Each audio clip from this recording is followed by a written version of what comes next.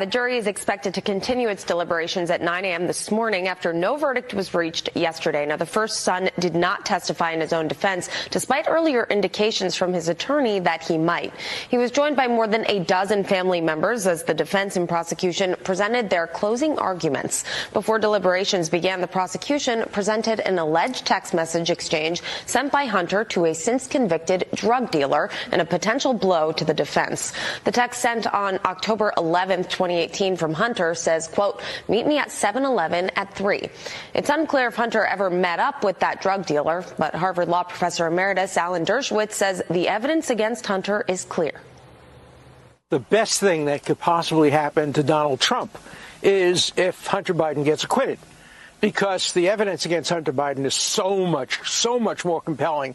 The legal issue is so much more compelling than anything against Donald Trump. And it will prove beyond any doubt that this is all about where the trial was conducted, that if you're Trump and you're tried in New York, it's automatic guilt. And if you're Biden and you're tried in Delaware, it's a different verdict. So the best thing that could possibly happen to Donald Trump is the acquittal of Biden based on all this evidence. A new report claims taxpayers could be on the hook for as much as $345,000 to cover First Lady Jill Biden's 3,600-mile round-trip flight to Hunter's trial from France to Delaware last week while the president was overseas. The report also saying it costs nearly $1,400 per hour to operate the First Lady's government plane. Jill Biden has only missed one day of that trial. Guys, I got this video queued up from the cloud. I've not had an opportunity to watch this yet. So, as you can see here, my client showed up for work on the day of the incident, and this is, just a second. I want to see it. The video is not. Show it to me. It's not. Is this what the jury just saw? So again, we only saw like 5 or 6 seconds worth of video. But it was crazy. It's like the defendant is getting hosed. He's showing very clear frustration. He's banging his hands on the table when his attorney can't present a simple video. It's a hot mess. Ladies and gentlemen, the jury has reached a verdict in the Hunter Biden trial. We are ready for it. The jury has reached a verdict. We weren't planning on this, of course. Sometimes you just get it right. This is the time of our show, and while the cold open is playing, the jury reaches a verdict. And so we will cover it live here, and we will have responses live here. ALX and Robbie. I want Mike Davis. I want Tolman. I want a bunch, every single legal expert that we can possibly get. I want stacked on the show. Do you hear me? I want confirmation on that. If we are going to be live for the verdict, which we will be, which it has been reached and it will be read, I want to get legal experts stacked on the show. Sometimes you can't predict these things. Can't predict these things. We're doing it live. In case you wonder if the show's live, in case you wonder if we pre-record like virtually everybody else in this industry, nope, we don't. We are live right now. We will get a live feed up of the verdict. We are working on getting a live feed up of outside of the courthouse, and we'll be able to show you exactly what's going on there. Okay? Sorry for the sort of like just diving in here. Normally I'd like to warm up the room, but no. That is as soon as the stinger hit. As soon as the stinger hit and the logo and everything, boom, verdict reach. So it's my obligation to you to give you the breaking news immediately. We may have 20 to 30 minutes before that verdict is actually given to the courthouse. They need to bring in the families and so forth. But let's get the live feed up, okay? Let's rock and roll. We'll let you guys know that we have the live feed of the courthouse and outside of the courthouse. Just like with the Trump trial, I would have given anything for having a video access point inside of the courthouse. But unfortunately, same thing. We do not have access inside of the court. There are no cameras allowed inside of the court. And so here is our video. Let's put it up. Let's go. Let's go. Okay. Ladies and gentlemen, we want to show you we have multiple live shots outside of the courthouse. And we're going to stack the show with legal experts the best that we can. Klein, what is this? Come on. Yeah, this is not the way that we display these feeds. Okay. All right, off. Okay, good. There we go. All right. Ladies and gentlemen, again, we are set and we are live and we are ready to go. And we are watching now people entering the courthouse. They have created they have created they have a verdict now in this trial.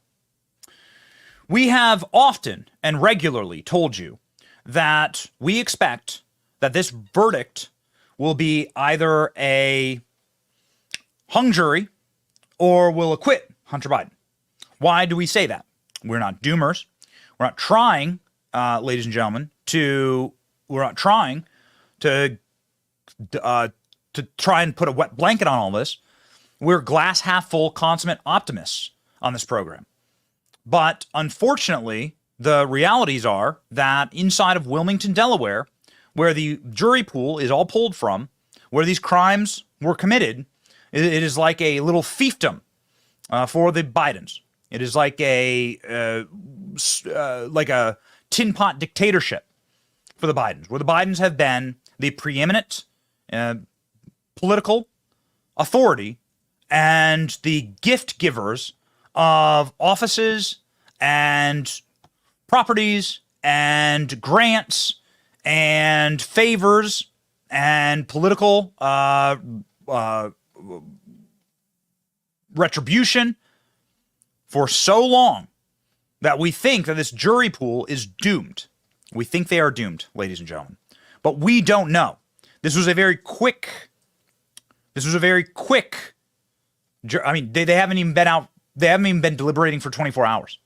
This was really quick. Hunter Biden is not at the courthouse, according to our most recent updates. So, ladies and gentlemen, again, we have the live feeds up at the courthouse. When anything occurs, we are live. When anything occurs, apparently this was only a 3-hour deliberation. I only said 24 hours because they did begin deliberation yesterday morning. But apparently the actual stop clock, they don't deliberate throughout the evening, the actual stop clock on the deliberations were only 3 hours. So what does that tell you? I mean, listen, I am a consummate glass half full, silver lining optimist. I must, I have to tell you, like, if they reached a conclusion, there's something in me that says if they reach a conclusion this quickly, then maybe they did find him guilty. A quick jury return is often an indicator of a unanimous jury on something. And so once again, everything is just pure speculation at this point. You can see the live shots outside of the courthouse from local news stations here. We will get you every piece of information and every bit of breaking information. It will happen on this program. We are also efforting every single legal expert that we know. You can't plan these things. You can't plan these things. It is sometimes you just hit it right. And here we are, ladies and gentlemen, once again. So let me know, producers, when we got some of our favorite legal guests on. I have got to tell you that a quick jury, a 3-hour deliberation on this question, I would assume that is not a good deal for Hunter Biden. The jury was pretty quick in the Trump trial. It was a lot longer than 3 hours. It was more like 9 hours. But everybody said that was really fast, and that would effectively point to that was really fast. And the pundits, legal experts, were saying, "Hey, listen, that's a bad sign for Donald Trump, for the accused." And we had to report that at the time, and it turned out that was a guilty verdict. So what does this mean? Does this mean that this is a bad sign for Hunter Biden? Yes. Based on that measure, based on what we know about this, yes, it means it's a bad sign for Hunter Biden. If the jury is so quick, well, it definitely doesn't mean a hung jury, because there's absolutely no way, if the jury has reached a verdict, that it's a hung jury, right? So many were assuming that this would mean a hung jury. So you have the one lady whose aunt got a job at the DMV because of Joe Biden, right? And she refuses to convict. She refuses. So she fights tooth and nail the rest of the jurors all the way through to the end of the week. And they come back and they say, you know what? Here you go. We can't come to a decision. That's called a hung jury. If the verdict has been reached, that means it's not that. every expert was saying it would be that, including this program. We were saying, this is, again, we assumed that would be the tactic here. And the tactic of the Biden family, which is a mafia family, has been to travel to the court and to intimidate the jurors.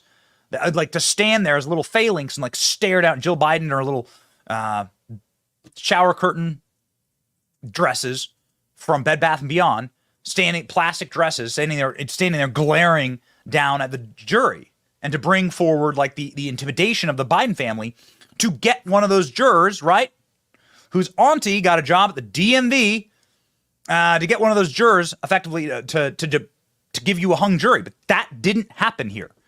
The jury has either decided that Hunter Biden is guilty or has decided that Hunter Biden is innocent of these charges and these gun charges. Now, the preponderance of evidence that has been presented about Hunter Biden has been remarkable and jaw-dropping, to say the least. I mean, we found out a lot.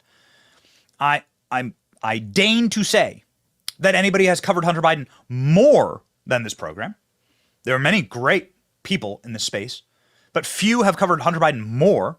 We've done hours with Kash Patel, hours with some of the investigators of the Hunter Biden laptop, Miranda Devine, Julie Kelly, and brought forward as much information as we possibly can. And we were shocked at some of the revelations inside of this trial. And as we await the jury to return, we do have footage of Hunter Biden walking into the courthouse. So, ladies and gentlemen, this from moments ago, Hunter Biden walking into the courthouse. Looks like this happened. Moments ago while we were getting our live shot up. Here is Hunter Biden entering the courthouse. During the live shot with Rich Edson, it got kind of loud out there, and Rich said, "Oh, I'm going to go find out what that's all about. Cameras are out." And you just saw Hunter Biden and his wife, Melissa Cohn, walk into the federal courthouse in Wilmington, Delaware. So this was really, Andrew, a little bit less than a day if you add up all the hours. Holy smokes, he's guilty. Verdict, and this is what guilty. I think the evidence Guilty. They found Hunter Biden case. guilty. I cannot believe this. I cannot believe this. Ladies and gentlemen, they have found Hunter Biden guilty. This is live. Hold on. I got my producer in my ear, literally. This is live. Hold on. We're here with you. They have found Hunter Biden guilty. I cannot believe it. Guilty on all counts. I cannot believe it. I am gobsmacked. I stand before you totally and completely humbled based on my predictions of all that I know about Delaware, the Biden family, the crime family, their intimidation tactics, Joe Biden being there every single day at the courthouse, the muscle that they've used to intimidate this jury pool. I stand humbled and totally corrected. It's good for a man to say it. It's good for a man to say it. I cannot believe it. Guilty on all counts. Hunter Biden, guilty on all counts. Let's go. Let's go. Get me the content. Team, I want all hands on deck. This will be your number one access point for every bit of information today. We are ready to rock and ready to roll on this. Hunter Biden guilty. The chat is flying right now. Robbie, I want chats up on screen now. Chats up on screen. Leave your comments. Ladies and gentlemen, leave your comments. Leave your comments, and I want likes on the video. 1 like equals 1 FJB. This from my friend Tim Pool. 1 like on this video equals 1 FJB. If you believe FJB, then I want likes on this video. I cannot believe it. Put it up on screen now. I cannot believe it. I cannot believe it. Guilty on all charges. Guilty on all charges. Again, we have changed the title of the video. Full disclosure, we've changed the title of the video. Your comments are actually on screen right now. Leave them. Let them roll. We'll put them up. Be part of the conversation. Jump in the chat. The chat is flying right now. Guilty on all counts. Guilty on all charges. Hunter Biden now facing the rest of his life in prison. Ladies and gentlemen, this was the easy case for them to win. It cannot be said enough. This was the easy case. The federal pound you in the rear case happens a few months from now in California. Guilty on all charges. I just cannot believe my eyes. It is true. Hunter Biden now faces 25 years in prison. We are gobsmacked. We are gobsmacked.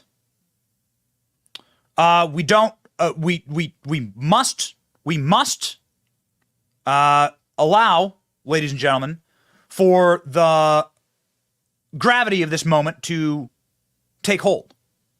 What does it mean? And I will tell you that I'm speaking to you as a man who was not, and I've very publicly said on this program and others, that I simply expected that the jury pool would be rigged and that the Biden crime family would rig this thing. And so I give you my unvarnished thoughts at this very moment as we load up a ton of other breaking news. Okay, do we have it? You ladies and gentlemen, this is the moment. Okay, before I get to my snap takeaway on this, I want you to see the moment that it was announced. For all time, Hunter Biden guilty on all counts. This is the moment that it was announced. Go. Come right back to you.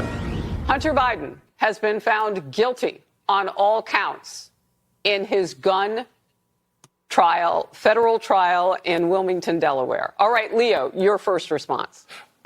My first response is I go back to the Harris Faulkner Leo Terrell segment about 6 months ago. When you asked me that question, is there any way that plea deal could be stopped? I said the judge. The judge played a major role in the rule of law by saying, I'm not going to agree to this plea deal, had questions, and that's why we're here today. The American public needs to know that. That is the rule of law, and I applaud the judge. That she did an outstanding job in following the rule of law. I cannot believe that was Leo Terrell there, one of my favorite pundits on Fox. Ladies and gentlemen, we have our entire production team on right now, ladies and gentlemen. We even have Jerry working on brand new memes for this. This will be your headquarters for all breaking news on these fronts. Hunter Biden hasn't even had these charges read to him yet. So we have yet to have Hunter Biden in the courthouse with these charges read. So prepare.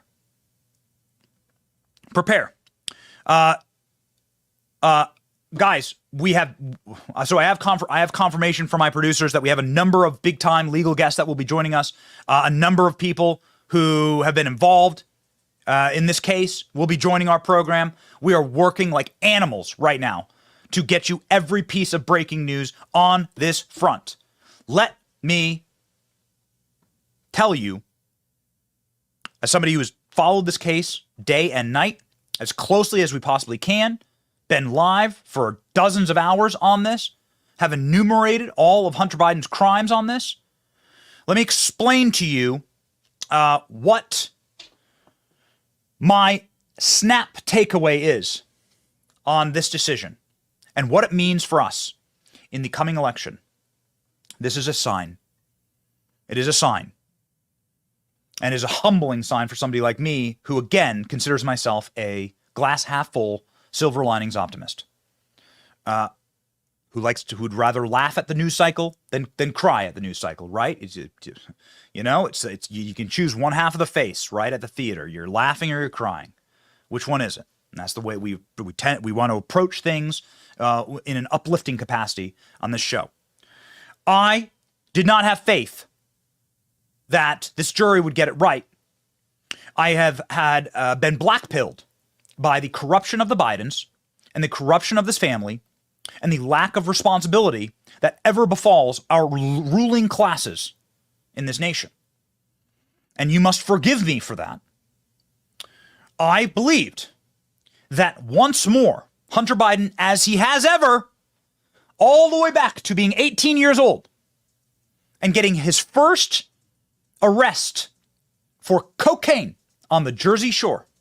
18-year-old Hunter Biden with a bag of cocaine, powder all up his nose, getting booked into prison.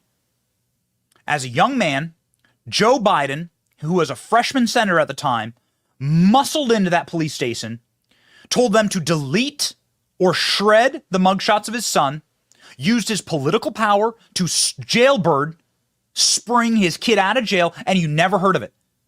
There's a single record available of that arrest. A single record. That happened when Hunter Biden was 18.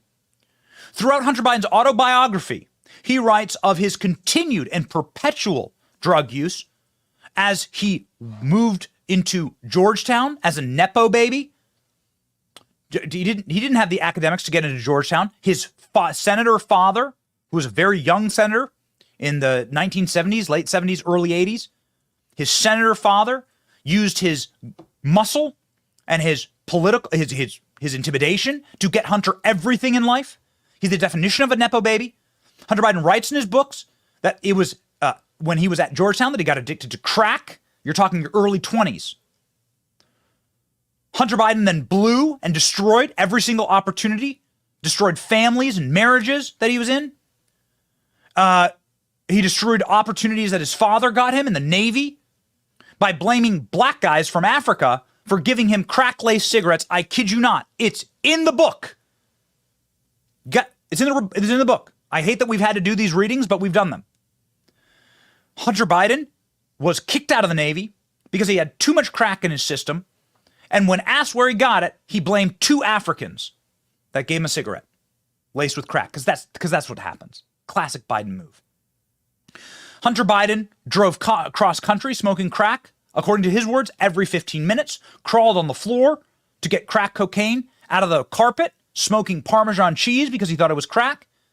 He destroyed lives and marriages and businesses along the way, too many to count.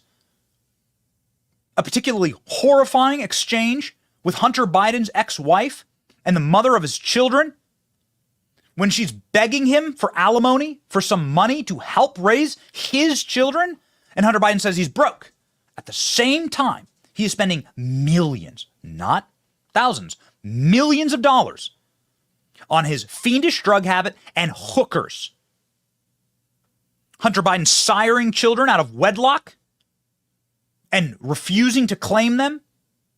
Hunter Biden getting his dead brother's widow that he banged addicted to coke and crack. And then what happened? Hunter Biden illegally purchased a firearm, lied on his federal NICS form, which is the background check, the National Firearms Background Check, lied about his abuses, even though there was cocaine residue on the firearm, even though there was cocaine residue on the actual gun itself.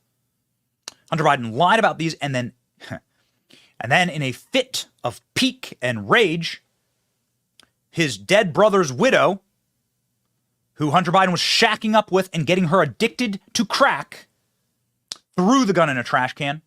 Hunter Biden went searching for the gun and then blamed 2 Mexicans on it. Again, you can say, Benny, how dare you? Like, say that. Why would you make something like that up? It's in the police report. Hunter Biden said, look at those Mexicans. They're probably illegal. They're maybe the ones who stashed the gun here, not me. Yeah, but sir, the gun is licensed to you and registered to you, and there's footage of you searching for the gun after your dead brother's widow threw it in the trash can. Nothing happened. Nothing happened to Hunter Biden. And so my takeaway from this is that we're going to win. My takeaway from this is that we're going to win. Because now, suddenly, for the first time in history, there's a consequence to a Biden. There's a crack in the facade, in the armor. The armor has now failed. Hunter Biden had the Secret Service go to the gun store in order to steal the documentation that he bought the gun. Did you know this? Let's put it up on screen. ALX has the article.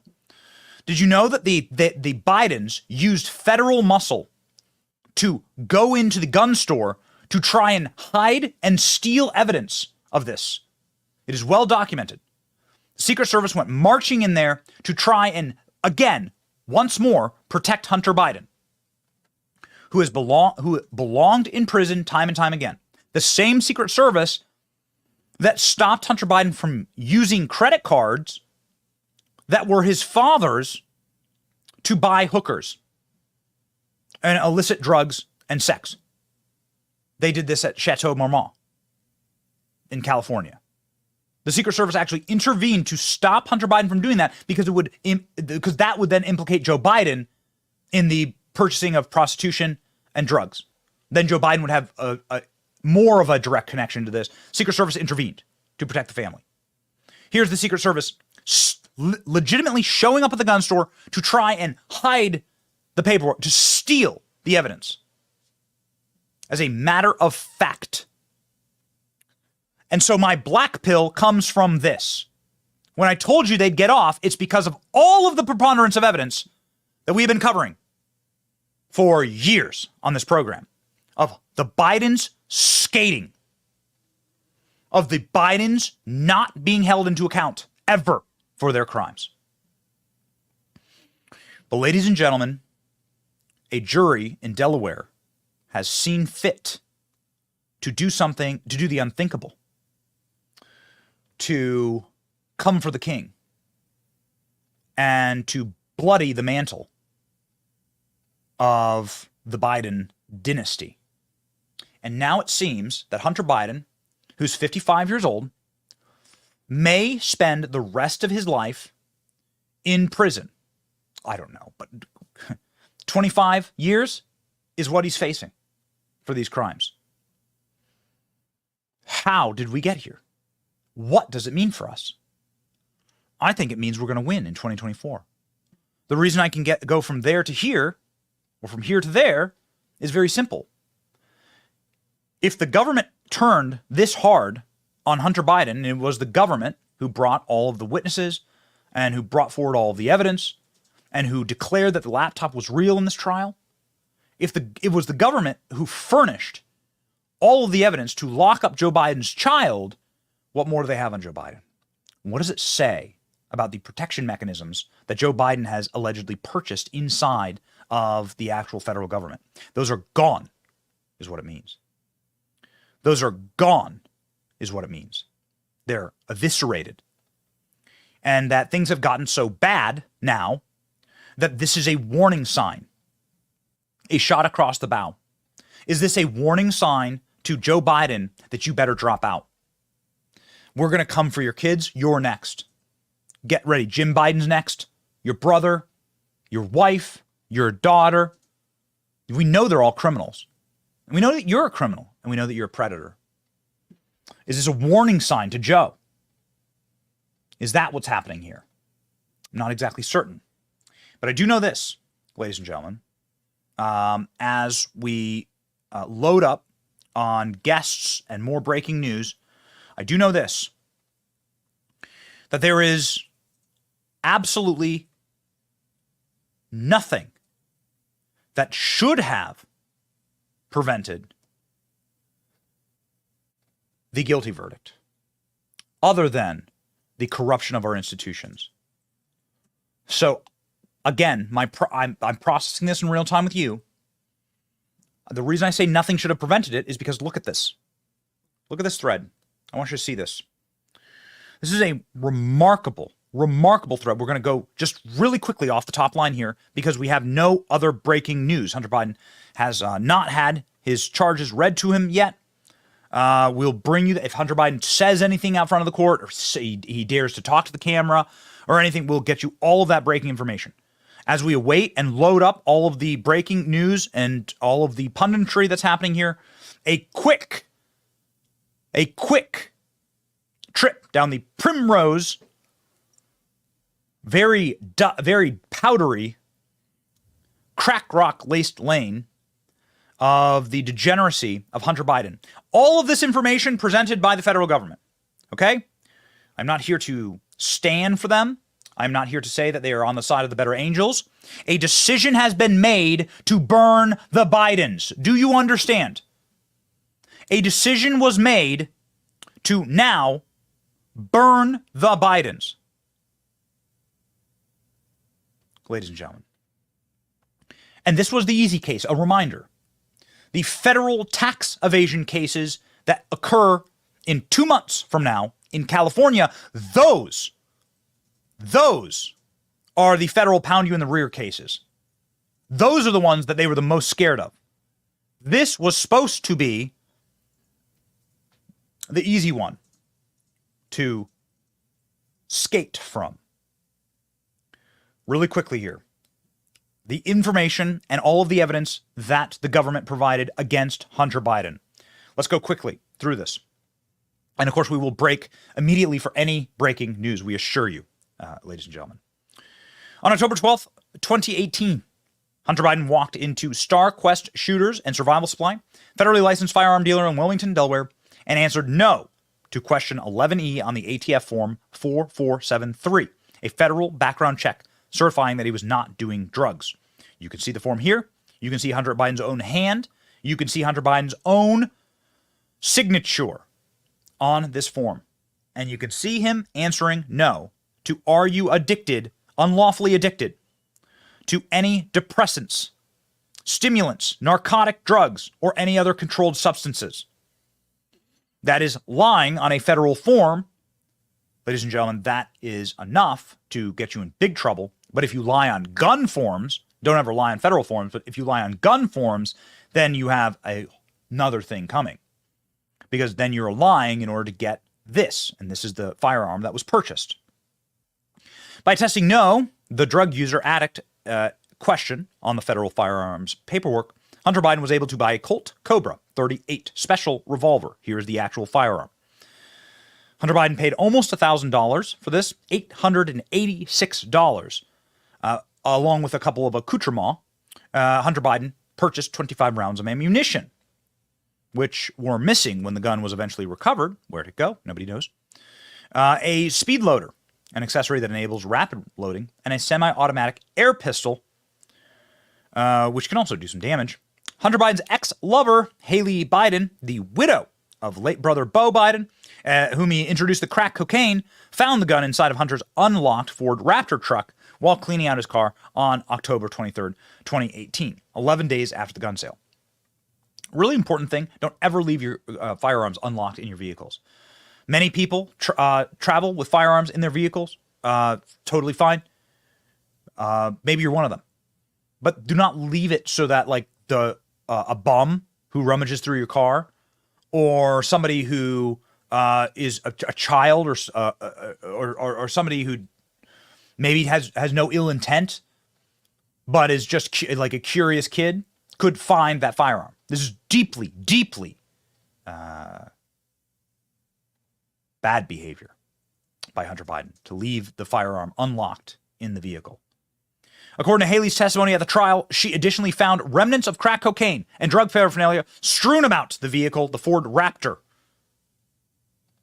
with the firearm. Here are Haley's texts with Hunter Biden when he realized that she stole the gun. Did you take that from me, Haley? Are you insane? Tell me now. This is no game, and you're going to be totally irresponsible. You are being totally irresponsible and unhinged. Tell me now, Haley. You really need to help me think right now, Haley. This is very serious. Hunter Biden texting Haley. The effing FBI, Haley. It's hard to believe anybody is this stupid. This is how Hunter Biden talks to his dead brother's widow. That he got addicted to crack. So who's at fault here? Haley owning a gun that is locked car hidden on another property. You say I invaded your privacy. What more could I do? Come back to you and try again. And you do this? Who in their right mind would you trust to help me get sober? So Hunter Biden just having a real one, just melting down. Just having complete and total meltdown. Talking about how the FBI is about to get involved in this. And he was right, ladies and gentlemen. Because the FBI did get involved. Next tweet. The FBI is showing here the federal evidence of the white powder on the gun pouch. This is where Hunter Biden kept his firearm. Have you ever seen this photo? Probably not. The federal government kept this hidden. It was a leather pouch where the gun was, and you can actually legitimately see the white powder, the remnants and residue on the pouch. You can see it, ladies and gentlemen. This white powder was tested, and it was found to be cocaine. In late 2018, Haley complained about another one of Hunter's pouches containing a stem, also known as a crack pipe, left at her home home's library next to her son. Oh, okay. So Hunter Biden is leaving drug paraphernalia, perhaps with drugs in it, next to little children. Next post. Here at the local grocery store, surveillance footage of Haley Biden discarding the gun. She used a gift bag to mask its appearance. She tossed it into a trash receptacle and then shopped around inside. You can actually physically see Haley throw the gun. There it is. You can see her throw the gun into the trash can. There it is. Now, you can see an elderly dumpster diver rummaging through the trash can and taking the firearm, which was, of course, not his. It's no crime. For him, I didn't think he knew what he was doing. He's the one who called the police and turned it in. Here is the security footage of Haley Biden returning to the store and frantically looking for the gun that's now gone. At this point, she filed a police report, and Hunter was considered a victim of firearm theft. Authorities extracted a trove of data from Hunter Biden's infamous laptop, abandoned at the Mac Shop, a computer repair place owned by John Paul Mac Isaac. Investigators also accessed his iCloud account via search warrant to Apple. Pictures and videos of Hunter Biden smoking crack while nude were among the visuals prosecutors presented to the jury on a projector screen. Some of these are hard to watch, let's just say. Some of the videos were taken by Hunter's ex-lover, adult dancer and cam girl Zoe Castan, who goes by the social media moniker Weed Slut 420. Remember, bringing decency back to the White House. Who testified against him. The two met when she performed a private session for him in a strip club. The adult performer, Weed Slut 420, decided to testify against Hunter Biden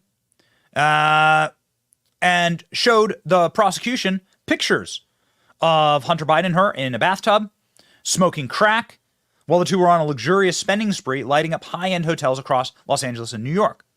On the witness stand, Castan explained that a chore boy, a scouring pad that filters a crack pipe, can be seen in the background, as well as chopsticks, which are used to scrape out the remaining residue. This was all while Hunter Biden was apparently not addicted to drugs. Remember, his defense was, I was not on drugs when I purchased and owned this firearm.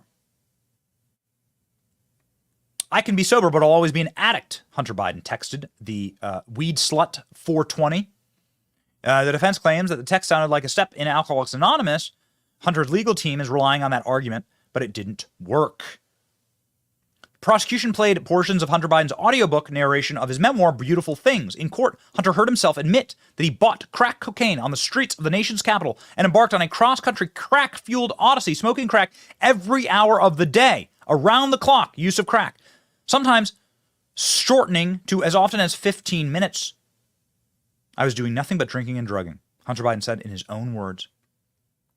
Among Hunter Biden's texts with drug dealers that the prosecution pulled for the presentation of the jury, he told Haley Biden that he was with Bernard, who hangs at 7-Eleven, and waiting behind the Wilmington Blue Rock Stadium for a drug dealer named Mookie.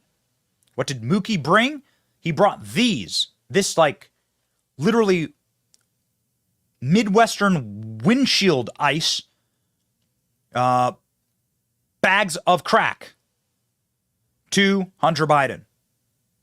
I was sleeping on a car, smoking crack on a street corner in downtown Wilmington. Hunter texted the next day. Do you understand why I was a doomer on this? You must understand, ladies and gentlemen, that Hunter Biden, and here are the bank statements showing more than $150,000 in cash withdrawn from Hunter Biden's assortment of accounts over a 3-month period in order to purchase the gun and all of the drugs. It was all done in cash.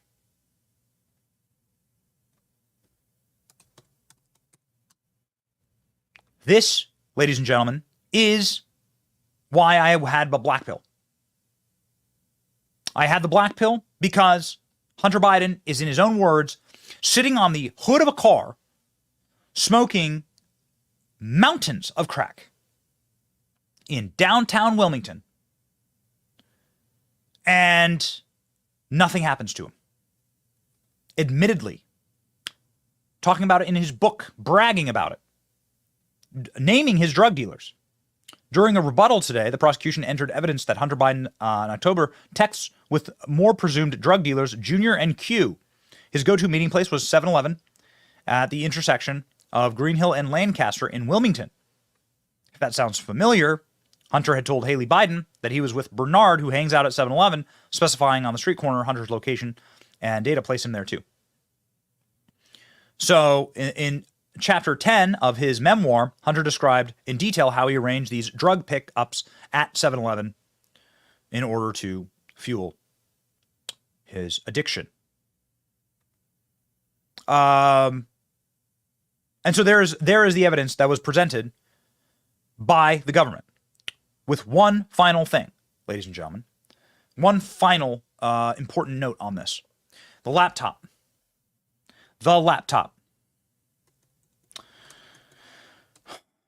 Ladies and gentlemen, the laptop was brought into court. The original laptop, not hard drives of it, not copies of it, which many people have. The original laptop, Hunter Biden's cocaine-stained, drug-laced laptop, the OG, the one that was dropped off at the repair shop, was marched into court in a baggie held like this by the FBI and was brought into court and was placed on the desk. And the FBI was asked, is this Hunter Biden's laptop? And the FBI analyst said, not only is that Hunter Biden's laptop, but we have 18,000 pages of hard-coded data that we have taken from that laptop at the FBI and confirmed that it is indeed Hunter Biden's. It was not planted by any Russian. It was not remixed or threaded in there with some type of AI program to make it look like Hunter Biden or embarrass Hunter Biden. It's literally Hunter Biden. The FBI testified to that in court, thus atomizing one of the greatest lies of the 2020 election to rig our election, that the Hunter Biden laptop was Russian disinformation. Why the change in tune? The only way to interpret this is that a switch has been flipped and that the Bidens are now fair game from a federal prosecution perspective. That something has happened, and now there is a decision. I'm not blaming this on on better angels. It's not like the federal government's like, oh wow, we suddenly love Trump. It's not that they love Trump. It's that they have decided the usefulness of the Bidens are now useless. The usefulness of the Bidens are now over. And that is what I believe in my heart of hearts is the decision that has been made here. And now Hunter Biden has been found guilty. Now Hunter Biden has been found guilty on all charges. A remarkable moment. An incredible moment. And that is where we've been through where we are now. I tell you the truth, I was not planning on giving a breakdown like that because I believed that what would happen would be another entry into the log as long as my arm of times that Hunter Biden was given a free pass and skated with two giant middle fingers, flaming middle fingers to us, the taxpayers, and to you and your children. And I say you and your children because Joe Biden was very proud of crack laws that he passed in the 1990s that locked up predominantly young black men by the hundreds of thousands, destroying families, destroying these men's lives, and ensuring that they spent the a long portion of their youths in prison. I'm not going to argue the merits of those laws. I'm going to tell you that it is evil to not enforce those laws on your own son. If you have decided, Joe Biden, to lock up hundreds of thousands of other people's kids for smoking crack, whilst in the same hand using an Uno reverse card for your kid, boom. Nope, my kid doesn't go to jail. I actually use all of my power and all of my leverage and all of my threatenings as a senator to get my crackhead kid out of jail, and he is allowed to skate every single time. You are human garbage. You are human garbage. You are exactly why people despise the ruling class. You are exactly why Trump happened, because of the dual standards, the oligarchy that clearly controls and runs this place. Is not a democracy. It's not a republic. It's not those things. It's something far darker and far worse.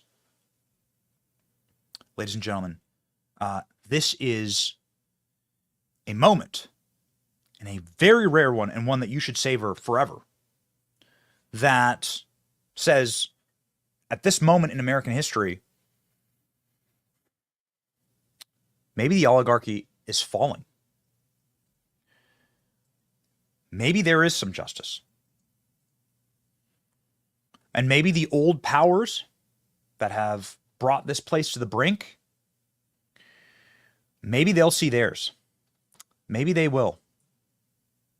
We'll see, ladies and gentlemen. We'll see. I'm uplifted, and I'm glad. I am glad for this. Okay. A lot of news to cover. Here we go. A lot of news to cover. So let's begin.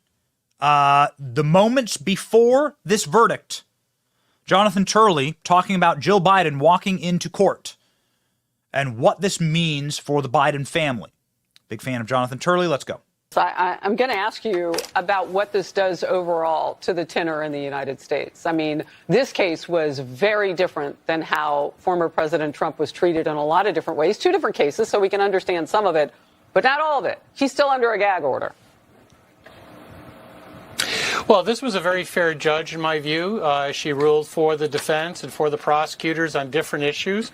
She went right down the middle of the road. And I think in the end, justice was done here. This jury was able to overcome a nullification strategy. I think part of the problem was that Abby Lowell, the defense attorney, put forward a bunch of defenses in the opening statement that collapsed within 48 hours. The prosecutors did an extraordinarily good job here. They were focused, they were disciplined, and they methodically took apart each of these defenses in front of the jury. And when you pursue a nullification strategy, it can go too far sometimes. It can make the jury feel like they're being treated as chumps. And I think that here the jury followed their instructions. Jonathan, excuse me, we're seeing the First Lady Jill Biden walk into the courthouse. So it's taken a little bit longer for all of the family members to reassemble. We saw Hunter Biden go a few minutes ago back into the courthouse. But we knew that once a verdict had been reached, at least he would return, and maybe even all of that family. Previously, we saw Joe Biden's brother James go in, too. So they are reassembling ahead of the reading of this verdict. Jonathan, finish your thought. Well, you know, that was an interesting moment to have the First Lady come in, because I'm sure the prosecutors were not happy with having this array of Biden family members, very famous figures, behind Hunter. It reminded this jury that this is Biden town. You know, this is Wilmington. This is where the Bidens reside. And it says a lot about the jurors that they overcame that. There was obvious sympathy for the defendant. I had sympathy for the defendant. When you hear his account of his struggle with drugs, you can't be anything but empathetic. But there was also an unavoidable series of criminal acts in all of this. And by saying things like he might not have checked the box, or he had a moment of sobriety, or maybe he was just using alcohol, really, I think, might have insulted some of the jurors. The way that Lowell made it sound is that the question meant, are you doing drugs while you're purchasing this weapon? While you fill out the form. He narrowed it so much. Right. So this was the build up and the lead up. It remains to be said, and it's something that I need to say. Judge Noriega here, who is the federal judge overseeing this trial, deserves some major plaudits, as she is the person who destroyed the deal that was cut by the federal government with Hunter Biden and tossed it and forced this trial. And then forced, effectively, both parties to then go head-to-head. Hunter Biden behaving in the way that Nepo babies behave, with extraordinary, dripping, and enraging privilege. And then the federal government deciding to actually then bring the trial. A remarkable, remarkable move by the judge. Ladies and gentlemen, a remarkable move by the judge. Kash Patel will be joining the program in just a little bit. He's a federal prosecutor, a former federal prosecutor. Of course, you know and love Kash Patel, but he's a former federal prosecutor who I think will be quite good on this topic, and we'll get his first reactions. Who was in court to hear all of this today? Who were the people that actually heard this? There was pretty much every Biden family member other than Joe Biden was standing in court to hear Hunter go down in flames. A remarkable moment. Here we go. I want to right now gather news from the Justice correspondent, David Spunt. He was inside the courtroom just minutes ago. So, David, give us a playback, if you will, of what it was like to be there. Harris, quite an extraordinary moment when the son of the sitting president of the United States was found guilty. It happened very quickly. Hunter Biden showed no emotion. He remained tense. He was looking still. He patted Abby Lowell on the back as if to thank him, even though this did not go their way. Noticeable, the First Lady was not in the courtroom when the verdict was read, and she hastily just walked in with some aides a few moments ago into the courthouse to be with her son, but she was not even in the room when the verdict was read. Valerie Biden Owens, the president's sister, she also was not in the room. She was in the hallway. The verdict was read. She rushed in after to be close to Hunter, and Hunter looked back. He looked at family very briefly, but clearly a tense moment in the scene. I don't think members of his team expected the verdict to come this quick. In fact, they expected it to come a lot later. As far as sentencing is concerned, Judge Mary Ellen Noriega said that typically that's about 120 days after. So you do the math there, that puts us later into the summer. And there's a lot of questions on when that's going to be. Harris, President Biden himself said in an interview that he would rule out pardoning his son. But, we have to see how that plays out as we get down the line. As far as hearing from Hunter Biden today, I was told that had this gone in Hunter Biden's favor, we may have heard from him at the microphones, but unlikely we will hear anything from him. Perhaps we may hear something from his attorney, Abby Lowell. I also want to note very quickly, Special Counsel David Weiss, who brought this case, was not in the courtroom as well. So it just kind of gives you an idea. Oh, that's a lot of people were not prepared for this. The First Lady was not. Yeah, the First Lady was not in here. She's been here pretty much every day of the trial except one to support Hunter. Right. And the Special Counsel himself was not here in the courtroom, Harris. Well, I'm glad we have those details. Incredible. Incredible. The moment that Hunter Biden exited the courthouse. Here we go. There it is. Breaking. Seconds ago. The moment that Hunter Biden exited the courthouse. He is standing there with his new girlfriend. Really hard to keep track. Hopefully not a family member. But you never know. Make sure you lock the shower doors. You know what I mean? When you're at the Biden residence. And then he's holding hands with the babysitter, Jill. We call her the babysitter because she's not Hunter Biden's mother. She is Hunter Biden's babysitter. And Joe Biden cheated on Hunter Biden's mom with her, and she was cheating on her husband with Joe Biden. And then Joe Biden and her got married. So that's the wonderful love story of the Bidens. Just a reminder of that. Of course, we have the we have the evidence to prove that too. Joe Biden's husband is still around. He's in Delaware. You can go talk to him. He'll tell you Joe Biden came and stole my wife. She was his babysitter. He stole my wife. My wife was Joe Biden. I married Joe Biden. And I don't think obviously Biden's not her maiden name, but this is the love story of the Bidens. So a debaucherous and despicable family. Joe Biden holding the hand of the now convicted felon. Can we say that now? Convicted felon. Hunter Biden. And we look forward to the sentencing. What is remarkable to me is that the Biden regime has done no shortage of press conferences for gun criminals. And as you look at this photo, can we zoom in here on Jill, shockingly not wearing a Bed Bath & Beyond curtain, wearing more of a Hillary Clinton pantsuit here, and Hunter Biden. It seems to be Joe Biden is embracing a gun criminal. You know, every flipping day you turn on the television and you see Joe Biden giving another mewling, slurring speech about gun crime in America and irresponsible gun users, yet I haven't heard him say jack about his own son, who is now a convicted felon, federal gun criminal. It's going to be interesting for him to make those. It's going to be interesting for him to make those comments now, given the fact that his only surviving son is now a federal gun criminal. So, ladies and gentlemen, we continue to move through the news cycle here. Some absolutely incredible updates on the tax crimes. This tax crimes trial is set to go in California, and these are the tax crimes. This is the real one. I've been telling you, this is the real one. This is the one that's really bad for Hunter Biden. This was the one everybody thought that they were going to skate on this. Everyone thought that this was going to be very easy in Wilmington. They were just going to get the get out of jail free card. Not as much Biden muscle in California.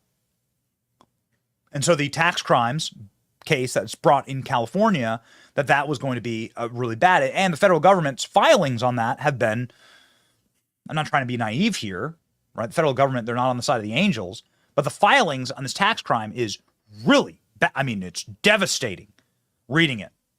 And why don't you get me some excerpts, please, from this? The excerpts are, there's no other way to read it. They went hard at Hunter. This is the one that many assumed would put Hunter Biden in jail, would bankrupt him, and then put him in jail for the rest of his life. And ladies and gentlemen, Andy McCarthy talking about how this is the one they really need to be worried about. Yet now you have the noose tightening with this gun charge. Hunter Biden is perhaps facing, again, the rest of his life in prison. He is 55, facing the rest of his life in prison. Here we go. What are your thoughts on what has to happen next? If they're going to appeal, they've got the tax trial, the tax fraud trial coming up. That's a lot to squeeze in right before his dad's presidential election. Yeah, it sure is. And you really can't disaggregate the politics from the legal, either on the Republican side or the Democratic side, apparently. The tax case is supposed to happen on September 5th. I imagine there'll be frantic efforts to try to get that put off until after the election. So far, those efforts to delay things have been unsuccessful. The only thing I think that might do, Harris, it might hasten Judge Noriega in trying to impose the sentence before that case happens, because once the trial starts, it would be probably prejudicial and very difficult to interrupt that so he could be sentenced. So I imagine he'll either be sentenced before then, which is probable, or they'll put it off until after that trial is over.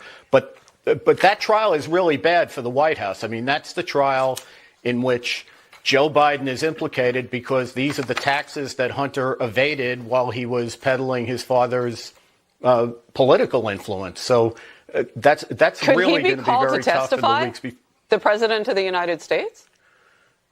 he could be called to testify. It seems to me that that's highly unlikely. The government won't call him. In fact, I think the special counsel so-called here, his main job seems to have been to, insulate Joe Biden from Hunter's wrongdoing, to the point that even though I think Joe Biden's a central figure in the ginning up of the revenue that case is about, the prosecutors have kept his name out of the indictment. And obviously the defense is not going to call President Biden as a witness. But I do think that the parading of this evidence, which Joe Biden is simply an unavoidable part of in the weeks leading up to the November 5th election, can't be good. Can't be good. Read it. Here we go. Hunter Biden spent a staggering $872,000 on prostitutes, porn, sex club memberships, took $1.6 million from ATM, first son's wild spending laid out in tax evasion case that could land him another 17 years in jail, is why I say the rest of his life in prison, right? So now you're looking at another 40 years. Hunter Biden's 55, so it's 100 years in jail? Okay. Hunter Biden's wild spending has been revealed in a fresh indictment. You can see here the breakdown from the federal government for everything that he spent money on that he did not pay taxes on, along with a remarkable number of items and diamonds and rubies and cars that he was gifted that he also didn't spend any money on. The federal government filed this along with a bunch of text messages from Hunter where, again, he claimed to be broke while he was spending hundreds of thousands of dollars in 2018 alone, but only $500 on mortgage payments for his children. Complete and total scum. Some payments were laid out in excruciating detail, detailing $11,000 for escorts to spend 2 nights with him in 2018. Hunter made $3,000 in payments to M Street Management, a strip club in Washington, D.C. He's alleged to have used his business line of credit to make $27,000 in payments to an online pornography website, which in total accounted for a fifth of all of his business expenditures. That's not something that you can write off. It's not a write-off. The president's son also made one-off payments, such as $1,500 Venmo payment on August 14th to an exotic dancer strip club that he passed off as artwork purchases. Got it? See the artwork tie-in here? Over 4 years, he spent $237,000 on health and beauty pharmacy services, more than $110,000, which was splashed in a single year. Health, beauty, and pharmacy services. Oh, I wonder what kind of pharmaceuticals he was on. The indictment also reveals how Hunter Biden spent thousands of dollars on luxury hotels, flights, and rentals. And he spent $3,000 on a Virgin America flights to Los Angeles and rented a Lamborghini for $1,700. All while he was being a deadbeat father and not paying any alimony. He spent a staggering $43,000 on stays at Chateau Marmont. He also, in L.A., $43,000 in hotel stays. $43,000. He paid $7,000 for an L.A. Airbnb rentals for his then girlfriend. 9 charges filed in California relate to tax. They include 2 felony charges for filing a false return, felony charge for tax evasion, 4 failure to pay charges, and further 2 charges for failure to file. The defendant engaged in a 4-year scheme to not pay at least $1.4 million in self-assessed federal taxes that he owed in the tax year 2016-2019. The charges read. Meanwhile, I'm not sure if we have the sex club bit, but it'd be really good to put that up. It'd be probably the time to open season right now on Hunter Biden's credibility.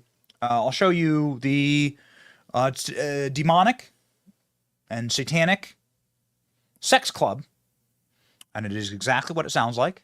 The pentagrams and the goat heads and everything that Hunter Biden joined. And then the owner of that club kicked Hunter Biden out on the first day that he used the club, because Hunter Biden was a very, very bad person, because Hunter Biden was too degenerate for the satanic sex club. Yeah. We have that article. I feel like it's probably a good time to sort of set the mold on who Hunter Biden is. Again, ladies and gentlemen, I have some announcements here. Due to the breaking news nature of this program, we are bringing on Kash Patel momentarily to talk. We'll be bringing on Donald Trump's attorney, Christina Bobb, to talk about this. She's also the attorney for the RNC. This very important. And Josh Hammer of the Article 3 Project will also join us, ladies and gentlemen, later in the hour.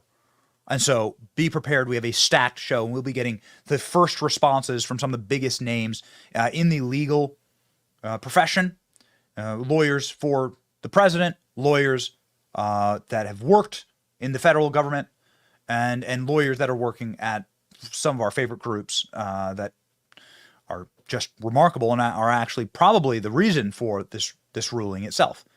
Because without places like the Article 3 Project, we wouldn't know anything about this. There would be no external pressure.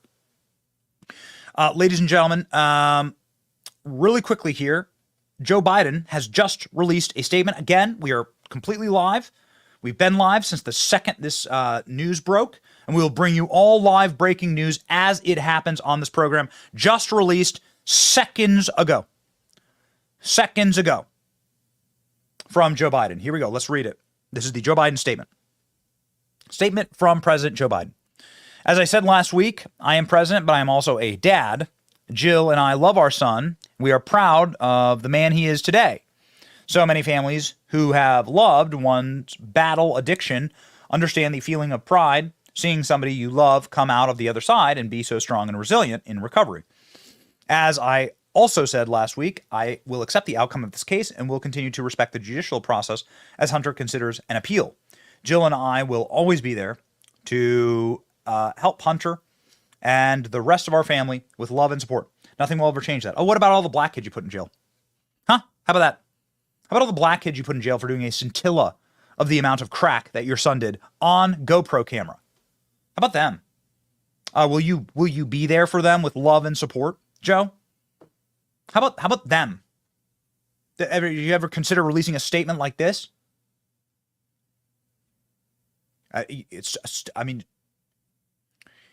Again, human garbage. It's so enraging, especially as a parent. The worst thing that you can do for your kids is to shield them from the realities of life. Nothing hits harder than life. Life has consequences, and they hurt. And what Joe Biden has done here, and what this statement proves to me, is he's learned nothing. The reason that Hunter Biden was found guilty today was because Joe Biden did not allow any consequences for his child, and every parent out there watching this right now, they know this to be true. In their bones, you know this to be true. Joe Biden prevented any real consequence from happening to his son for his entire life until the kid spiraled in a consequence-free vacuum. These kids are just going to spiral. They're going to hit the wall so hard that eventually something like this is going to happen. If Joe Biden had just let his son go to prison or get a mugshot or get, again, thrown in rehab at 18 when he was first getting locked up for possession, then you'd have a totally different life. But Joe Biden's learned nothing. He continues to shield his son from consequences and continues to explain away. Oh, it's just addiction. Oh, really? Who caused that addiction? You really want to know the measure of a man? If you want to know the measure of who a man is, like, look at his kids. Look at how his kids turn out. Look at his animals. Look at how his dog behaves. Are your kids a mess? Are your kids a disaster? Are your kids destroying their lives? Well, that's on you, Dad. Are your kids found guilty of gun crimes in your home state for having cocaine on their firearm that they illegally purchased? That's on you, dude. That's your failures. Bribing and getting him out of every single effed up problem that he fell backwards into, and like using your power to shield him from the actual real world consequences of his bad behavior. There's a reason why spankings are so important. There's a reason why consequences are so important in parenting. This is the result of no consequences. This is the result of no consequences. Here we are, ladies and gentlemen. The satanic, demonic sex club that kicked out Hunter Biden. You can see here is this is a demonic sex club. They are using it's blasphemous. They're using religious iconography in blasphemous and cultish ways. And these people who are in charge of the demonic sex club kicked out Hunter Biden. This guy, the guy in the red bow tie there, that guy's in charge of something called the SNCTM sex club. He kicked out Hunter Biden because he was acting like a spoiled child. Founder Damon Lawner told the Post. Lawner said the IRS investigated Biden's $10,000 payment to his sex club because Hunter Biden wrote it off as a business expense. See that? Hunter Biden got kicked out of a private sex club for grabbing women's asses and acting like a spoiled child, the founder exclusively told the Post. The president's son is a really bad guy and not a good person. He's just not, said Damon Lawner, the founder of the notorious SNCTM club, where memberships run as high as $75,000 a year. Hunter's $10,000 payment led to Lawner receiving an IRS subpoena. Lawner claimed that the payment was made through a mystery woman and later informed that the IRS Criminal Division asked me about the bookkeeping records. Lawner said he decided to disclose Biden's sex club membership after Biden was given a virtual slap on the wrist on Tuesday in an income tax and gun case after a 5-year federal investigation. The whopping fee, Lawner said, was made through an LLC that hid Hunter's name and was paid by a mystery woman who accompanied the president's son high as a kite and zoinked out to the club. Sometime in 2018, Lawner said a woman applied for the membership to the sex club. The woman told Lawner, who approved of all the memberships, that she would be accompanied by a handsome man. That man was Hunter Biden. Hunter Biden was told to be a member of a prominent political family. You see that? There you go. But then this is how he behaved in the sex club. On their first and only visit, Hunter acted so rude to the upscale female members, grabbing women's asses and other behavior that went against the club's rules. Lawner asked him to leave and banned him from the club forever.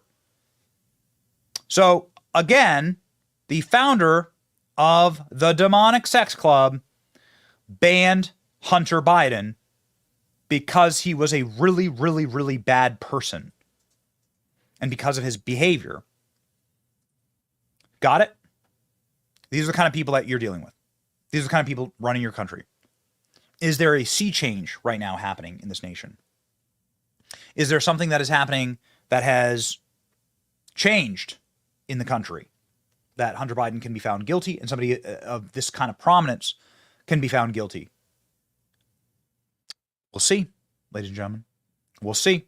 Judge Jeanine reacting to the guilty verdict. Let's go. Judge Jeanine Pirro is also with us. Judge, I'm curious about how this gets handled politically, because you look at both, and we talk about this often. How do you, with a gun control event later today with President Biden, how do you deal with this conviction of his son on a gun trial? knowing Joe Biden, Harris, I would suspect that there will be very little, if anything, said, because anything that they say will be deemed to be hypocritical in terms of what this administration stands for, in terms of increasing penalties for offering a false statement in support of a gun application.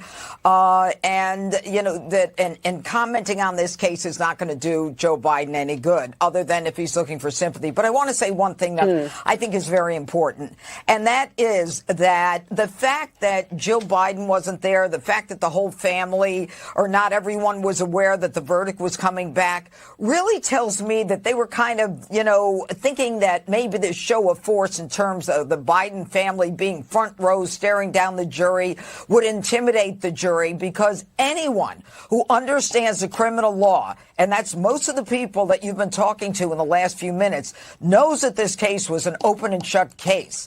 And I think that they're even leaving, recognizing the significance of this, is indicative of the fact that they thought, well, maybe we'll get away with it. We've got time. No, this jury and this judge were not going to waste any time. And the judge didn't even say, should we wait for anybody? This is a no-nonsense judge who took this case, showed America how a case works, and moved it right from opening statement to verdict.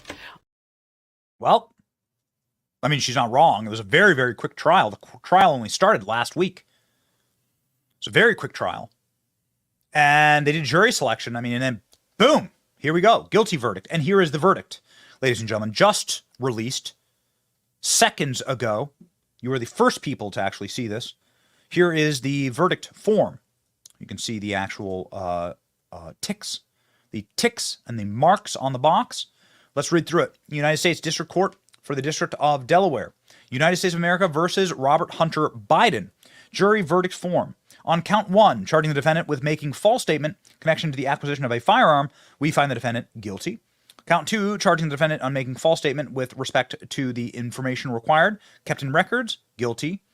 Count 3, charging the defendant with possession of a firearm by a person who is unlawful user or addicted to controlled substance, guilty. 25 years in prison is what they're looking for right now. So it's, again, there is the verdict. There it is.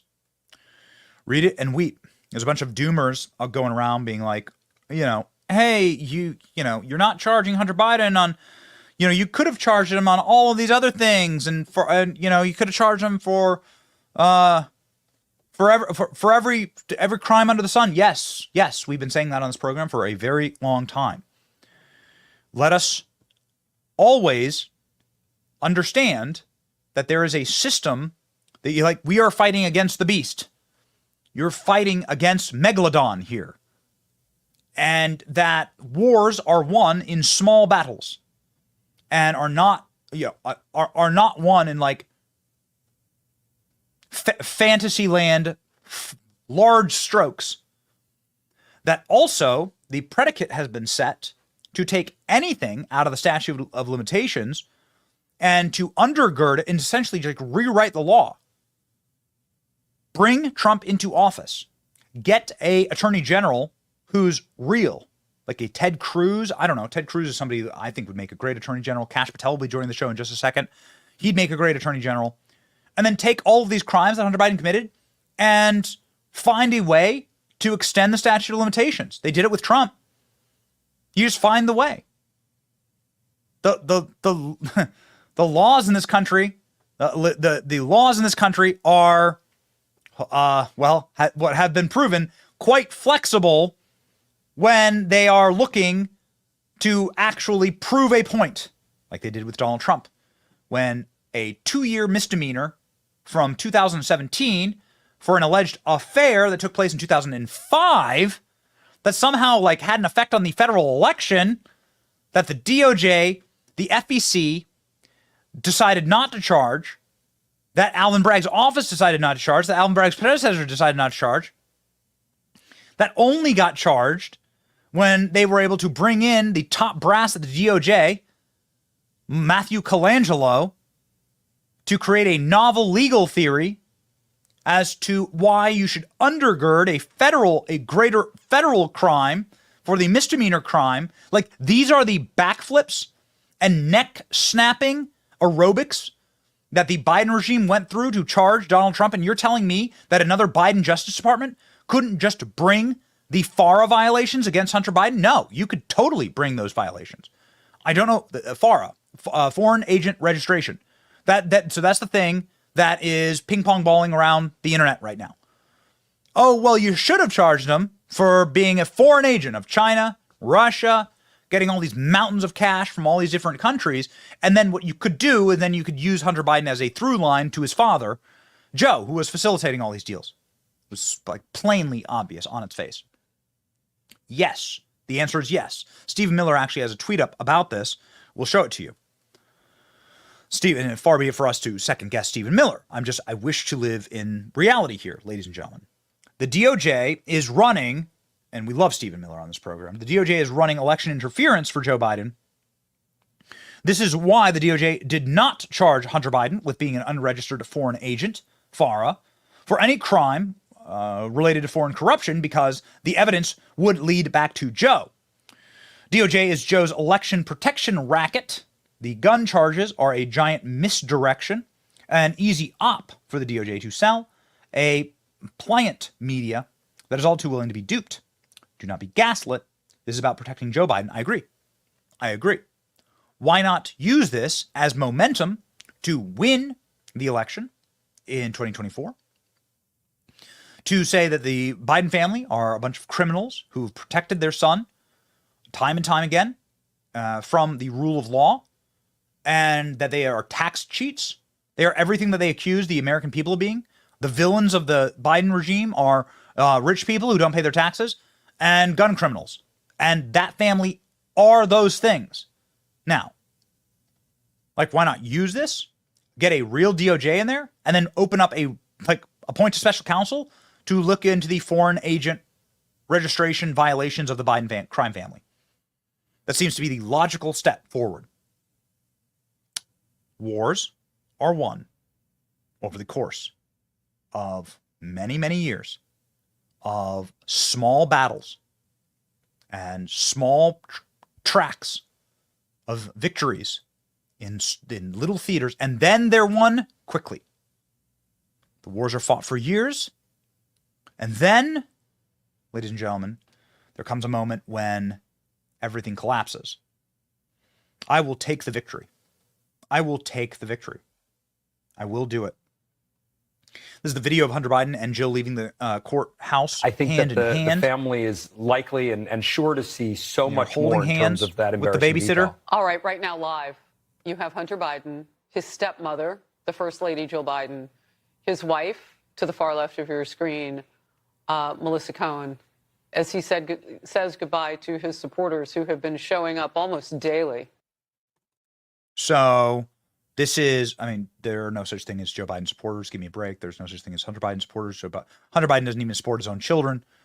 His own children don't even support Hunter Biden.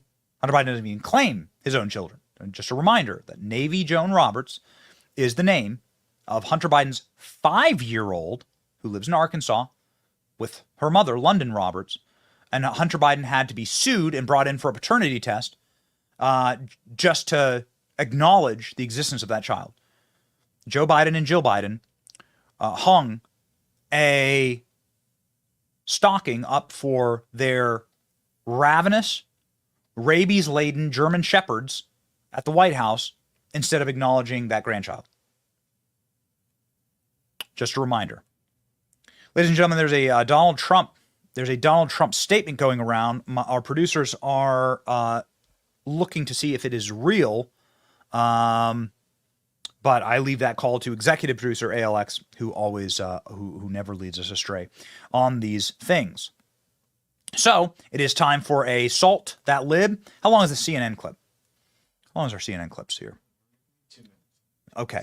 Yeah. Okay. This is long enough for a Salt That Lib. It is time to salt the salty libs of CNN, who perhaps were as shocked as I with this moment, and they reacted live on air. We have that clip.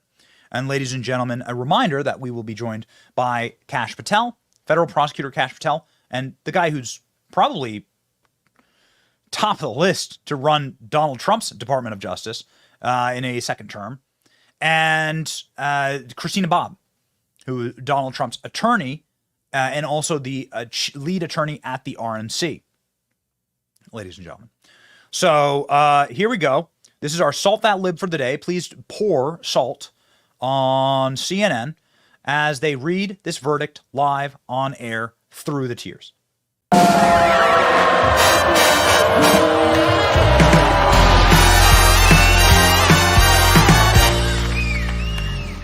Reed has just walked outside of the court. She's joining us right now from Wilmington, Delaware. What's the latest you're hearing, Paula? Well, the jury has found Hunter Biden, the president's son, guilty on all 3 counts in this case after 3 hours of deliberation. Count 1 is a false statement in the purchase of a firearm. Count 2 is false statement related to information required to be kept by a federal firearms license dealer. Count 3 is possession of a firearm by a person who is an unlawful user or addicted to a controlled substance. So he has been found guilty on all 3 counts. Now, the jury here is comprised of 6 men and 6 women. It is a majority black jury. This is day 7 of this historic trial. This is the first time that the child of a sitting president has faced a criminal prosecution. This is the first of 2 criminal trials that he will face after a plea deal that he negotiated fell apart. And over the past 7 days, he has enjoyed enormous support from his family, including his stepmother, the First Lady of the United States, who has been here for many days during this trial, other family members, friends of the family, clergy members. He has had dozens of people here showing support for him. And it was notable yesterday that at the beginning of the prosecutor's closing argument, they pointed to the gallery where the First Lady has been sitting and said, those people, they don't matter. What matters here is the evidence. And here, the jury believes that the prosecution proved beyond a reasonable doubt that Hunter Biden was guilty of all 3 of these crimes. Now, the most difficult challenge for prosecutors, Wolf, was proving that Hunter Biden knowingly lied throughout the course of this process, that he was aware of the fact that he was either using or addicted to drugs. And they pointed yesterday to the fact that shortly before he purchased this gun that he had been recently in rehab. So prosecutors said, look, if he hadn't just been to rehab, maybe we could buy the idea that he wasn't aware of the fact that he had a problem with substance abuse. But again, after 3 hours of deliberation, a jury here in Wilmington, Delaware, finding the president's son guilty on all 3 counts. Pretty remarkable, actually. Only 3 hours. I mean, what a ringer. Only 3 hours. What a ringer. I don't buy it that Joe Biden won't pardon his kid. I don't buy it. Doesn't seem in the nature of Joe Biden. Joe Biden's done everything in his professional career to spring his kid like a jailbird every single time that he's gotten the option. I would count on Joe Biden doing something called a pocket pardon, meaning on his way out of office. Maybe that's why they're bringing all these charges. I mean, the doomer way to look at this is that they'll bring all these charges to charge Hunter, and you can't pardon somebody, right, for like a crime that they didn't commit or haven't committed. That's not how it works. And so they charge Hunter Biden, they find him guilty, and then Joe Biden on his way out of office, he has a pocket pardon, and he pardons his kid last day in office. Everybody screams and whines and cries on the right. Everybody on the left says, oh, it's just the love of a father. You know, you can hear it right now. Joe Biden has promised that he won't pardon his kid. He said this actually this weekend with his, Muppet face. But by Muppet face, we actually have the side-by-side with the puppets here. Joe Biden saying this past weekend he will not pardon Hunter, declaring he will not pardon Hunter. Let's go. As we sit here in Normandy, your son Hunter is on trial, and I know that you cannot speak about an ongoing federal prosecution. But let me ask you, will you accept the jury's outcome, their verdict, no matter what it is? Yes. And have you ruled out a pardon for your son? Yes. Look at the side by side. It's incredible. It's perfect. It's perfect. Not AI. It's a real face that Joe Biden makes. It's like, how do you do it? How do you do it? I don't know, man. He just nailed it. Guy's a famous comedian. His name's Jeff Dunham. Jeff Dunham, famous comedian. Okay, ladies and gentlemen, we have confirmed that the Trump statement is not real, unfortunately. So we're not going to read you something that's fake. It's a fake Photoshop that's going around. When Donald Trump sounds off on this, we will read it to you. You're welcome to go read the fake statement if you'd like, but we were going to read it when Donald Trump actually says something. You can rest assured that we will have it first and up and fast. So here we go, ladies and gentlemen. You heard Joe Biden talking to David Muir on ABC News. This is the way, and this is how you absolutely know how they're going to play this. This is the way that this was covered on ABC News when the verdict broke. So when the verdict broke, ABC News decided to mule and whine and complain about what?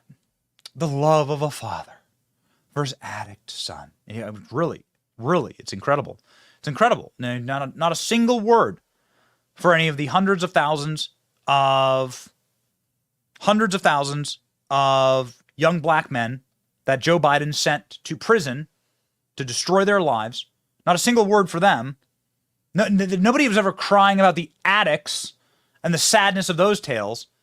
But now this gets trotted out. You can literally see the propaganda being created in real time. Here's how ABC News covered this. Lady leave that courthouse holding her son's hand. It really was, David, and it reminds us that for all of the major implications of the first conviction of the child of a president, this trial inside the courtroom, like virtually every criminal trial, was a personal story, a personal tragedy, a family tragedy. The guilty verdicts that the jury has handed down on Hunter Biden were verdicts not just on his conduct under law, but on his collapse into drug addiction and the consequences of it. So many American families understand that, and now the first family has gone through it as well.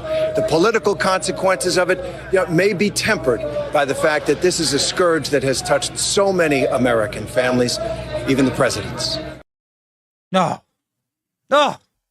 So many American families didn't care about him until it became politically advantageous for us. But now we care. We care so much. Care so much about addiction. Oh, it's so sad. What do you mean addiction? Do you mean like fentanyl addiction? You mean like West Virginia? Like coal country? You decimated all the jobs and destroyed all the towns. Now everybody's addicted to fentanyl. You mean that kind of addiction? Oh, no. Screw those people. They can all die in their little trailer parks, right? That's what you say, right? You don't care about them. Yeah. You care so much about addiction. Really? Well, then close the border. Like close the border, because there are fentanyl factories legitimately on the other side of the Rio Grande, and they just pump it into this country, leading to the wholesale slaughter of at least 100,000 people per year. Do you care about addiction? Well, then close the border, you jackals. But no, they don't actually care about addiction. Of course they don't care about addiction. They don't care about any of this. It's pablum. It's theater kids. Just reading the lines. It's a practice in insulting your intelligence and insulting you, ladies and gentlemen.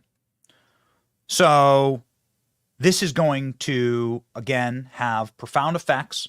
I'm not going to buy the spin, obviously. I'll buy the guilty verdict. I'll take it. Okay, I'll take the guilty verdict. I don't like what I'm seeing across some on the right. Like, but we wanted more. Dude, understand the battle you're fighting. Okay? Like, you got to take the small victories first. And then you can roll them up into larger sweeping victories once you actually get institutional power. But right now we have to take the small victories right now. Got to do it. All right. So what will this potentially mean for the political landscape? What will this potentially mean for a guy like Joe Biden, who has said time and time again that Hunter Biden is the smartest guy that he knows, that Hunter Biden is the most honorable and decent person that I know. Yes, that's just a reminder. Here we go. This is Joe Biden's take. Hunter's my heart. And Hunter's been through some tough times, but he's fighting. He's fighting. He's never given up. He's the most honorable, decent person I know. He's the most honorable, decent person I know. The most honorable, decent person I know? Really? Really? Wow. Okay, ladies and gentlemen, as we await Kash Patel, we have Kash who's jumping onto the program as soon as he is off a prior commitment. Of course, nobody was counting on this happening so quickly this morning. We do have the actual Donald Trump statement. So we do have the statement, and again, we will be joined. My producers are telling me, just confirm this, gentlemen, that we will be joined by Donald Trump's attorney, Christina Bobb, who from the RNC soon.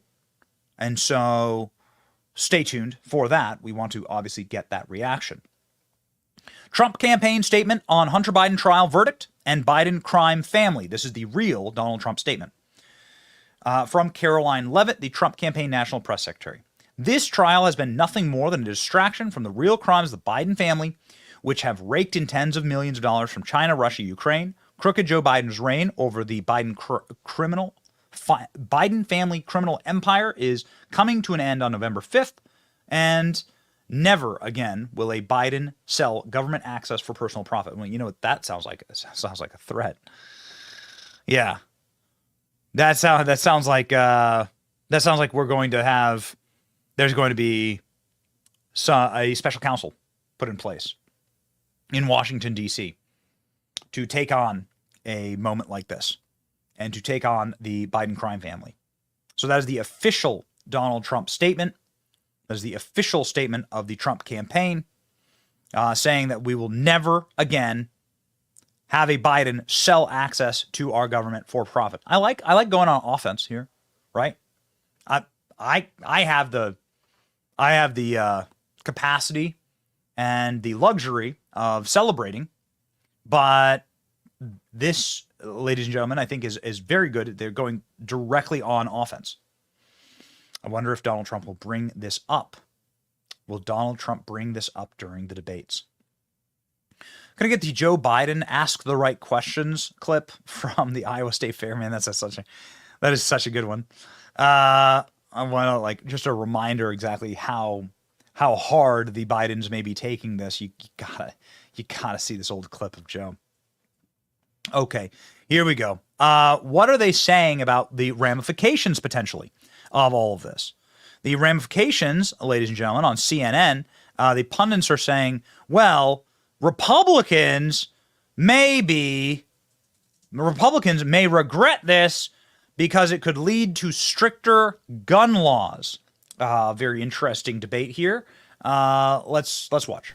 Republicans have been saying all along, two-tier justice system, two-tier justice system. Here's the president's son, prosecuted by federal government, convicted by a jury. Does that undercut that argument? I think it does a little bit, but not only as a Republican strategist, I also own a firearms company. And I can tell you many individuals in the 2A community welcome this case, and we hope that Hunter Biden takes us up to the Supreme Court because we believe that because of Bruin, which was written by a conservative Justice Thomas, that this case is going to be overturned. We also believe that the Supreme Court will likely change or at least issue some new rulings that will make it a little more difficult for some individuals who may want stricter gun laws as a result of this. The court was pretty clear when they said any gun restrictions must be within the historical context of regulation. That is not indeed the case here. Tim mentioned the 2023 court decision from the Fifth Circuit. They made it clear you cannot restrict someone who utilizes an illegal substance from gun ownership, which is why I thought it was very bizarre that this case was even brought anyway. Were it not for his last name being Biden, I don't think the trial would have ever occurred. Yeah, Wild. What a crazy clip. I couldn't disagree more. but this is Washington, D.C. Republican consultants for you, right? If you're a Republican consultant welcomed on CNN, what does that say about you? So here you have the Republican consultant saying that this is going to be overturned. I don't understand how this is a bad thing for the 2A community. The 2A community should be cheering this on because nobody. Do you own a firearm? I bet you do.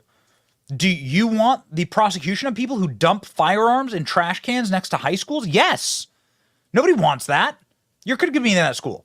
Every single time that an irresponsible crackhead like Hunter Biden abuses the firearm system and the ability to legally purchase and own firearms in this country is another brick in the wall for them to try and limit all of our firearm purchasing.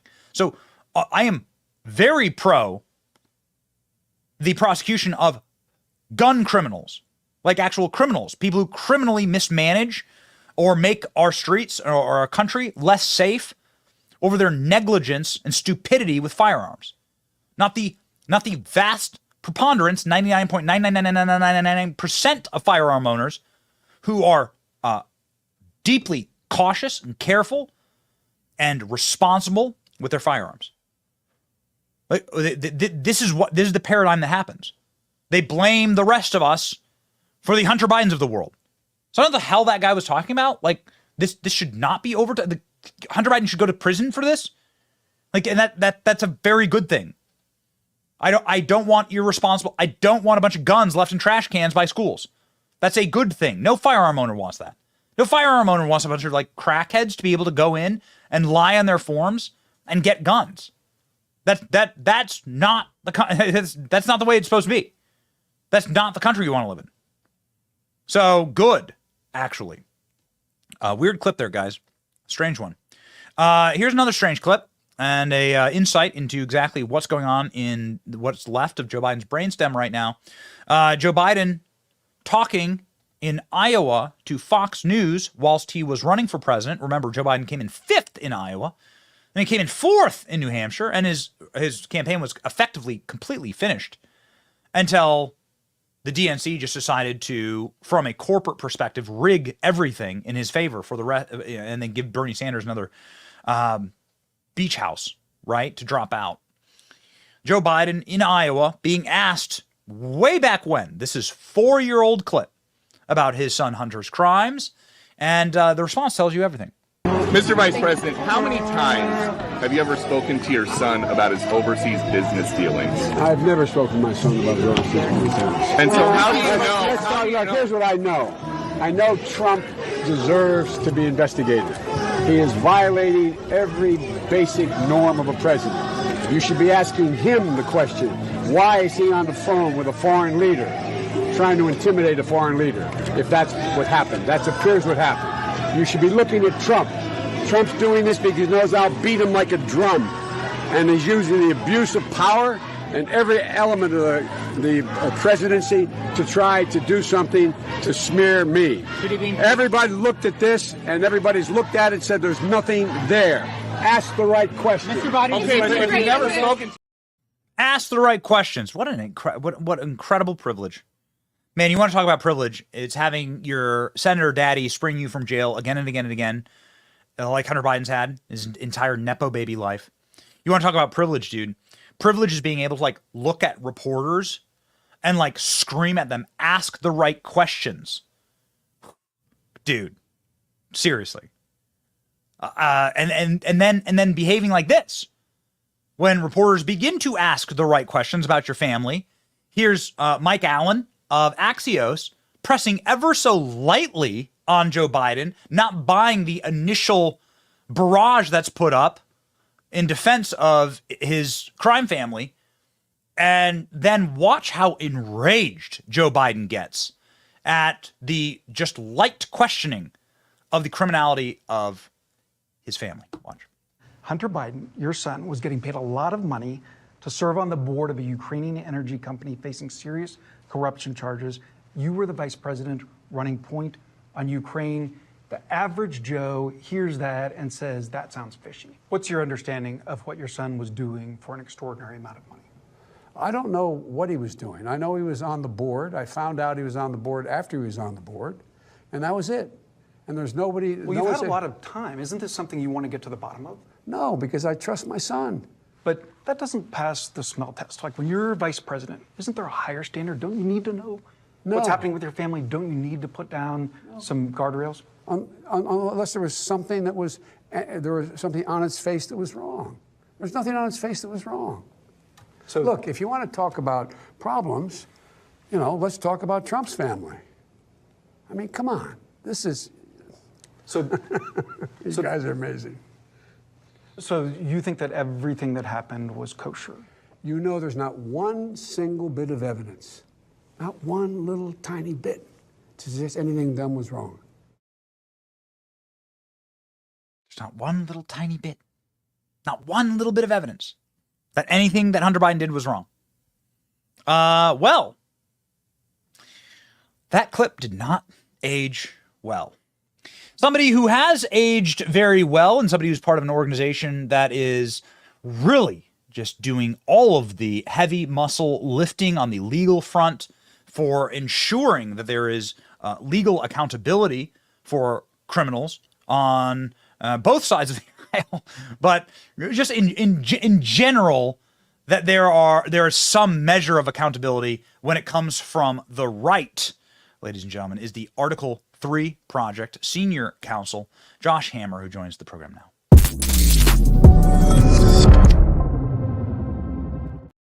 Josh, you guys have done such great work, man, with the Article 3 Project. And, I don't know exactly what interactions you've had in this case or if you filed any briefs in this case, but I'm sure you've been following it very closely. This came as a big shock to us, and I want to get your takeaways as an attorney.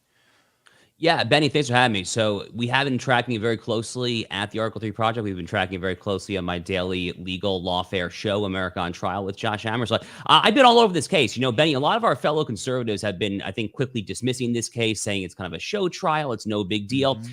And, they're obviously correct to an extent. I mean, the special counsel, David Weiss, decided not to pursue charges for Hunter Biden's obvious, blatant foreign influence peddling, Burisma, $83,000 a month, Ukraine, the infamous text to the Chinese guy, the big guy statement. So they chose to let that go. Fair enough.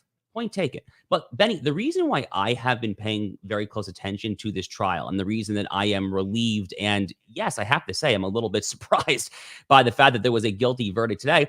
But as a lawyer, as a former federal law clerk, by the way, on the U.S. Court of Appeals for the Fifth Circuit, who actually our court worked on gun cases just like this, Hunter Biden was absolutely dead to rights. This was not a close call at all.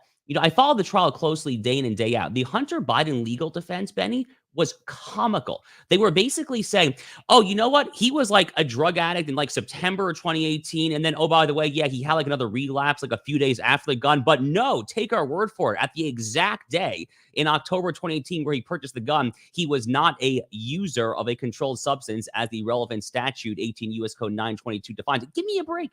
Give me a freaking break. So the reason that I'm paying close attention to this is because he is so comically dead to rights on these charges that this was actually going to be a last dying gasp to see if our justice system had any life left in it.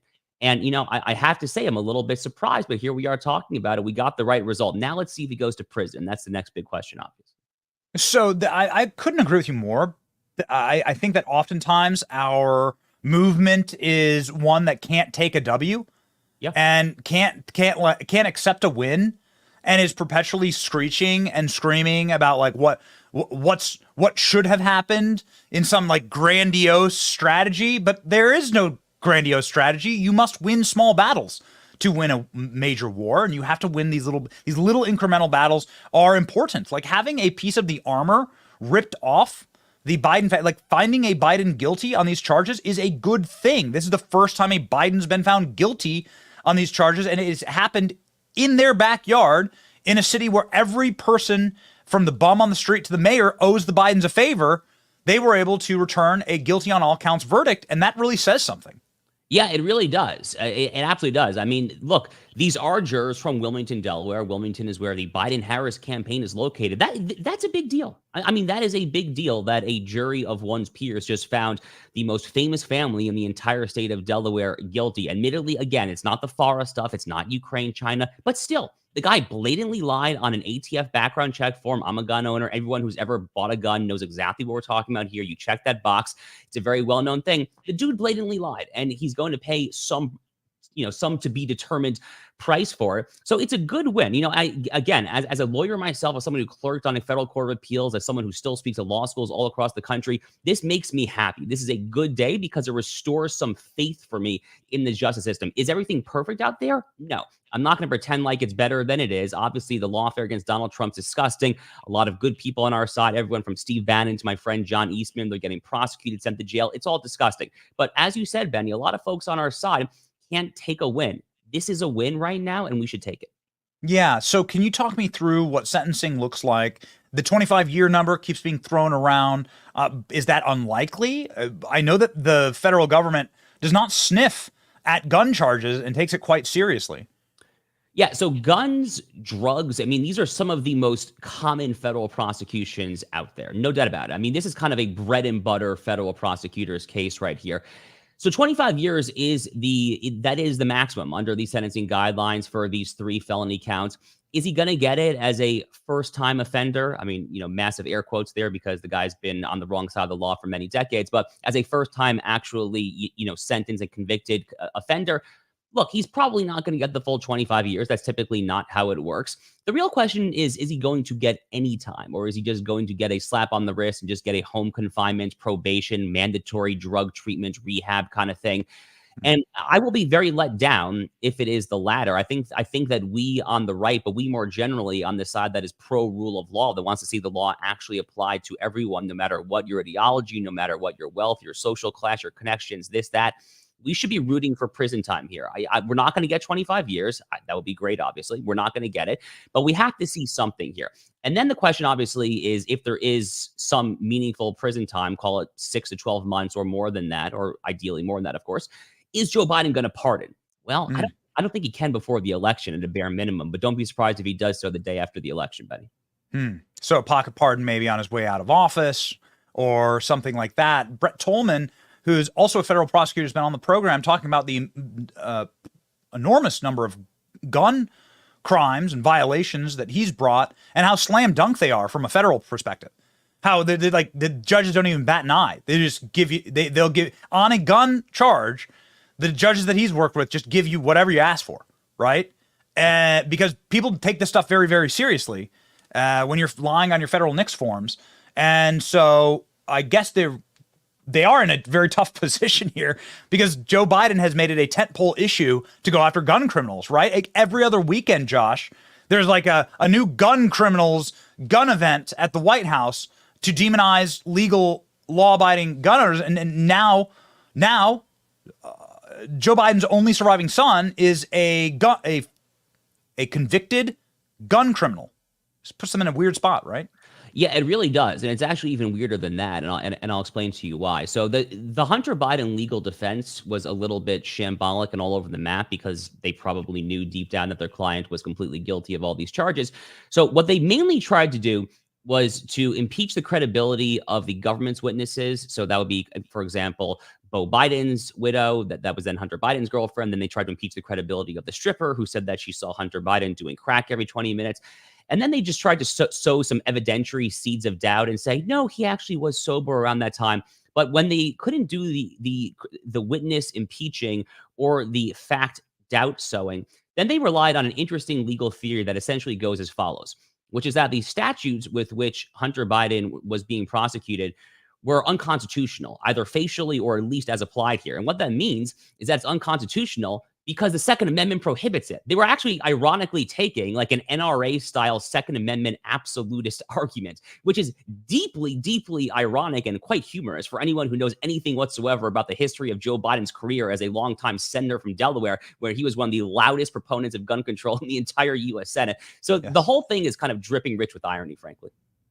So yeah, how do you possibly argue that? I mean,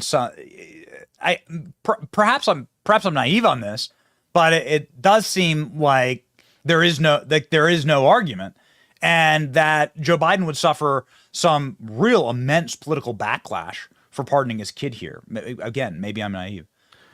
So I think he can't do it. I think you're right. I do not think that he can pardon his son, at least before the election. I'm so cynical that I not only anticipate, but I fully expect that he will pardon Hunter on his way out the door, or if he's reelected, basically the day after too. I mean, once he is no longer up to the voters, when there's no more electoral accountability, he'll probably go ahead and pardon him. But right now, he can't do it. Look, Benny, he's struggling as it is to retain Black and other racial minority voters in his coalition. A lot of them are trickling off the Trump. How do you think a Black or Hispanic person who has like a cousin or a good friend in jail, how are they going to feel when they see the president pardon his son, but their family member or friend is rotting behind a jail cell? It's not going to be a good look, that's for sure. So what happens in a Trump term 2.0? Let's say that you get a real attorney general in there and a real special counsel appointed to look into these real crimes. And we saw sort of the astonishing gymnastics and aerobics that the court system was able to go through in order to increase the statute of limitations with Donald Trump in New York. If you had a real special prosecutor, what could still be on the menu for going after Hunter Biden in again, January 20th, 2025 Trump administration? So it's going to depend on exactly what charges you go for, obviously. But I mean, FARA is kind of the big one here. This is Foreign Agents Registration Act. It seems to many of us that Hunter Biden was clearly acting as some sort of Ukrainian agent, for instance, when he was taking $83,000 a month from Burisma, while he was simultaneously orchestrating meetings between Burisma and his father, who was the vice president of the United States. So, come January 2025, that's going to get up on 10 years. I'm not entirely positive off the top of my head what the FARA statute of limitations is. It's probably right around 10 to 15 years or something like that. So hopefully that's not off the books. You would need Congress to then statutorily amend the statute of limitations, which probably is not going to happen, to be honest with you. So you might be, I mean, the nature of prosecutions is that the more time you wait, the fewer options you are going to have. But having said that, you're going to have options here. I mean, there's going to be some laws that are going to pop up there, and that would be a very, very good, wise use of the prosecutorial resources for a day one Trump administration. Look, Benny, I want to get us back to a neutral enforcement of the rule of law in this country to the extent that it ever existed at all, but it definitely used to be a lot better than it is now. And you have to do some mutually assured destruction to get us back to this point. And I know that you understand that, but you're going to have to bloody up some noses just to get us back to that neutral playing field. And there is no nose that is more ripe for being bloodied, frankly, than Hunter Biden and his foreign influence peddling. Yeah, I think it's quite clear that nose has been doing a lot of work following the evidence of this case. And so finally here, Josh, just real quick takeaway. What does this mean for the fragility of the actual Biden regime? We found this verdict out live as soon as we started the show. My jaw was on the ground and I had to pick it up off the ground. I was quite shocked. And I was shocked because if you're following this trial as close as you have, you realize that the government really put their shoulder into this one, brought forward the laptop. The FBI said we have 18,000 pages of data that have been taken from the laptop to be used at any time against this family. To me, the four-dimensional chess here, it seems like there are forces at play that are either sending warning signs to the Bidens, like get the hell out of the race, or you are no longer protected. But I guess I'll leave that to your legal pontification. Look, so the base level reading as to what just happened is what I said earlier, which is that this is a very good day. Take the W. It's a great day for the justice system. Again, it's not perfect. I mean, it is still horribly off balance, and we're going to have to try to work on that over the mid to long term. But for now, let's take the win. This is a good vindication that there is still some legitimacy left in the entire system, which is a good thing if you're a conservative. It's a good thing if you're pro rule of law. It's a good thing if you're pro constitution. The slightly darker and more cynical twist as to what happened today and as to what has probably happened with this whole trial in the first place is that the prosecutorial apparatus, the deep state, whatever you want to call it, they're trying to basically get the Democratic Party and the Biden regime to throw this prodigal son, Hunter Biden, out as a useful sacrificial lamb to try to then bamboozle conservatives into thinking that things are actually better than they are. That's a little too far down the rabbit hole for me, to be honest with you, because as you said, the federal prosecutors did whip out the laptop at trial here. They repeatedly said no one is above the law. I mean, they said and did all the right things, and they got their unanimous guilty conviction. So I'm not quite cynical enough to go that full dark route, but it is lingering in the back of my mind, I guess I will say. Okay. There's always I've decided in my older age here, the older I get and the wiser I get, the more I realize the government is never acting on the side of the angels, or it's not like they came to their senses. There's always something that's happening that's leading to a result, and it allows me to be quite the skeptic, actually, in my older years here, Josh. Quite the skeptic. So we've decided to be skeptic on these things. But again, we will celebrate the W with you, the Article 3 Project, such an incredible organization. Everybody follow Josh Hamber. 122,000 Americans can't be wrong. A patriot and a fighter. Godspeed, Josh. Godspeed, Benny. Thank you.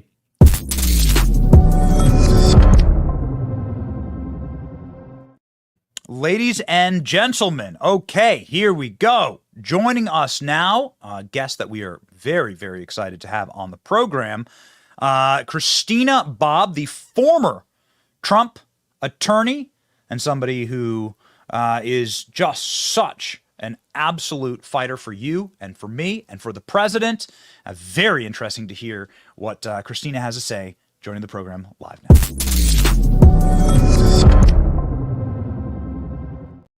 Christina, thank you so much for hopping on. We've been licking our chops to be quite honest. When it comes to this day, we didn't think we'd see it. Perhaps there's something that we're missing, but we've decided to just take the W and to say this is good. This is a good result. Perhaps we're missing something. I'd love to get your legal take. Yeah, no, I think you're exactly right. It's one of those things where you go, okay, well, I'll take the win and, let's move forward. But I don't want to pretend like this is justice. Certainly, there's an aspect of justice that was done here. Hunter Biden was guilty of what he was accused of, which was lying on his form when he purchased this gun. He checked the box saying he was not addicted or not using any drugs. And in fact, he was addicted to crack cocaine and probably some other substances. So that's a win. That's great. But what about all of the FARA violations? What about all of the foreign dealing? What about all of the money and the potential bribery, pay-to-play schemes that the Biden family was using? I don't want to forget about that. Yes, I want to take the win and say, great, some element of justice was done. But let's not pretend like he's off the hook. And if you remember from early in the case, they were actually trying to give him a plea deal where he could never be charged with all of the other crimes he's committed, which are substantially more significant than what we're seeing here. So not trying to be too zealous in this, but it's a good result, but I don't think we're done yet.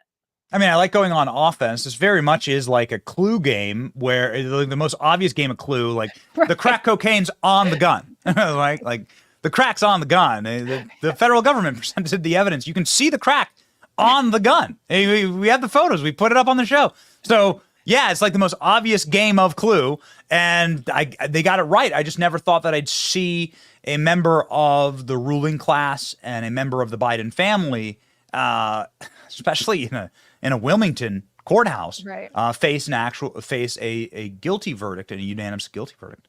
Yeah, I think there's a couple things potentially going on. And of course, I don't know, I wasn't a juror, so I don't know what they were thinking or how they were deliberating.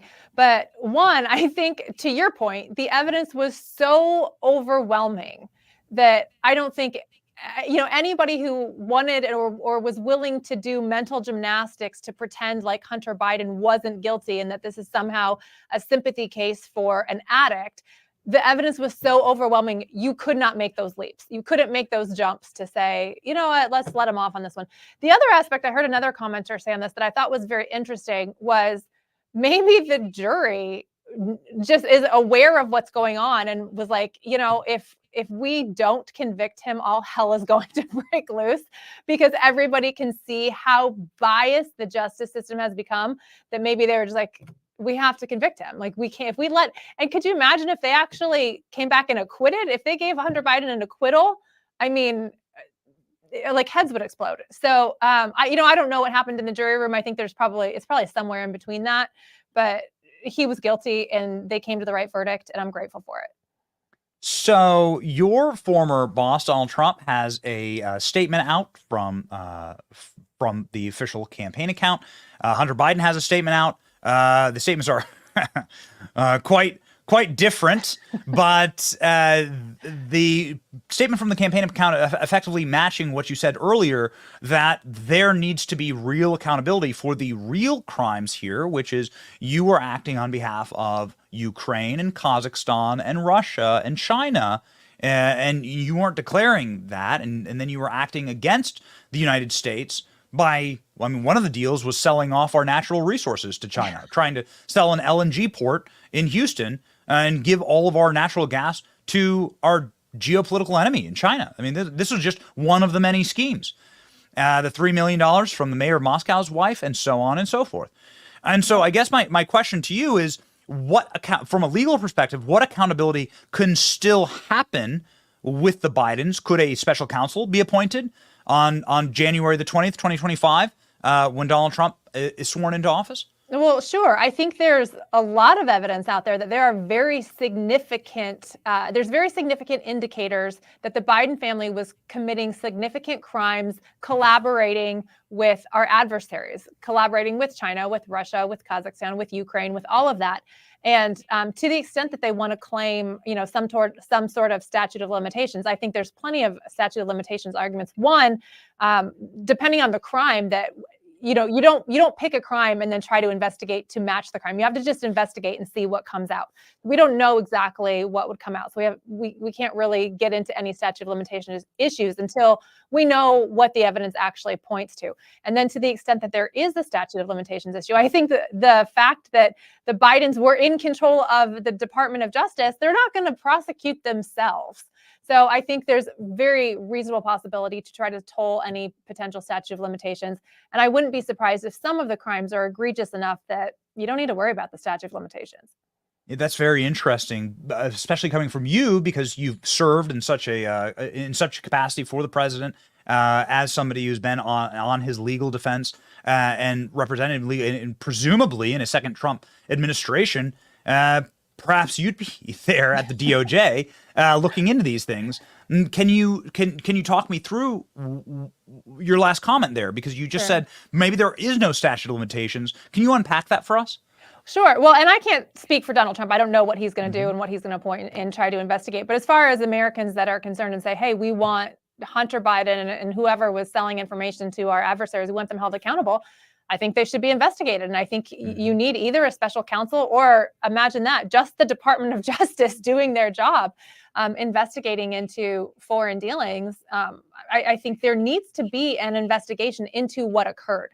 And then as that investigation unfolds, then you figure out, what you want to do with it. But and Donald Trump, when he's back in office, he can appoint whoever he wants and handle. I want to be careful about it, because I'm not in any way trying to say they prosecuted us, let's go prosecute them. Like, I think that's a very slippery slope that I want to be very careful with and not, charge forward with that. But we do have to come up with some way that people are held accountable, because for far too long, conservatives have said, shucks, we don't hold our political opponents accountable. So we're going to, keep letting everybody get away with everything. And before you know it, you have record-setting indictments, you have record-setting criminal convictions on both sides, whether it's the first son or, the leading candidate on the Republican side. It descends into chaos. And so we have to get back to justice. We have to get back to accountability. However Donald Trump chooses to facilitate that, I fully support him. But at the bare minimum, I think we need investigations into all of these foreign dealings, what actually happened. The fact that the Department of Justice has had Hunter Biden's laptop since 2019, they knew the contents, they knew that it was real. They had 51 intelligence officials who lied to the American public for the purpose of swaying the outcome of the 2020 election, which, based on polling in, say, December of 2020, said had the public known that the laptop was real, they would have voted differently. And that alone changed the outcome of the election. So all of what has happened in the last 4 years, the chaos that has descended on this nation, is directly tied to all of this, and it all needs to be investigated. You bring up such a great point, Christina. It's such a profound point. Like the use of the special counsel.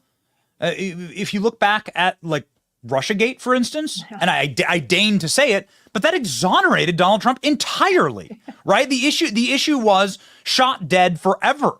You know, after you should be okay with a special counsel investigation into the Clinton Foundation, into Jeffrey Epstein, into the Bidens. If you are innocent, then you have nothing to hide, as President Trump would regularly say. And the 3 years, I know it was a big pain in the ass, but the special counsel truly exonerated Donald Trump entirely of that hoax. And so the system in that, I guess, regard worked. I would never want that again, but yeah, sure. Appoint every special counsel there is. Let's find the answers, right? If you're innocent, you have nothing to hide. Right. And certainly you want to make sure that if you're appointing a special counsel or doing investigation, the point is to investigate. The point is not to target a person and say, what crime can we say this person committed, which is what they've done to Donald Trump, and say, we want to investigate how Donald Trump colluded with Russia. Okay, no. What you need to do is look at the facts and say, okay, we have information that money from China ended up in Joe Biden's bank account, and that, there's money from Kazakhstan that ended up in Hunter Biden's control and possession with his business partner, Devin Archer and Bobulinski, and all of this stuff. Just investigate the information. And then when you come to the conclusion, that's when you figure out who you should charge. It's not appointing a special counsel to investigate Joe Biden. It's appointing a special counsel to investigate illegal foreign dealings within the United States government. We all know the conclusion will likely be Joe Biden, but you can't start with that premise.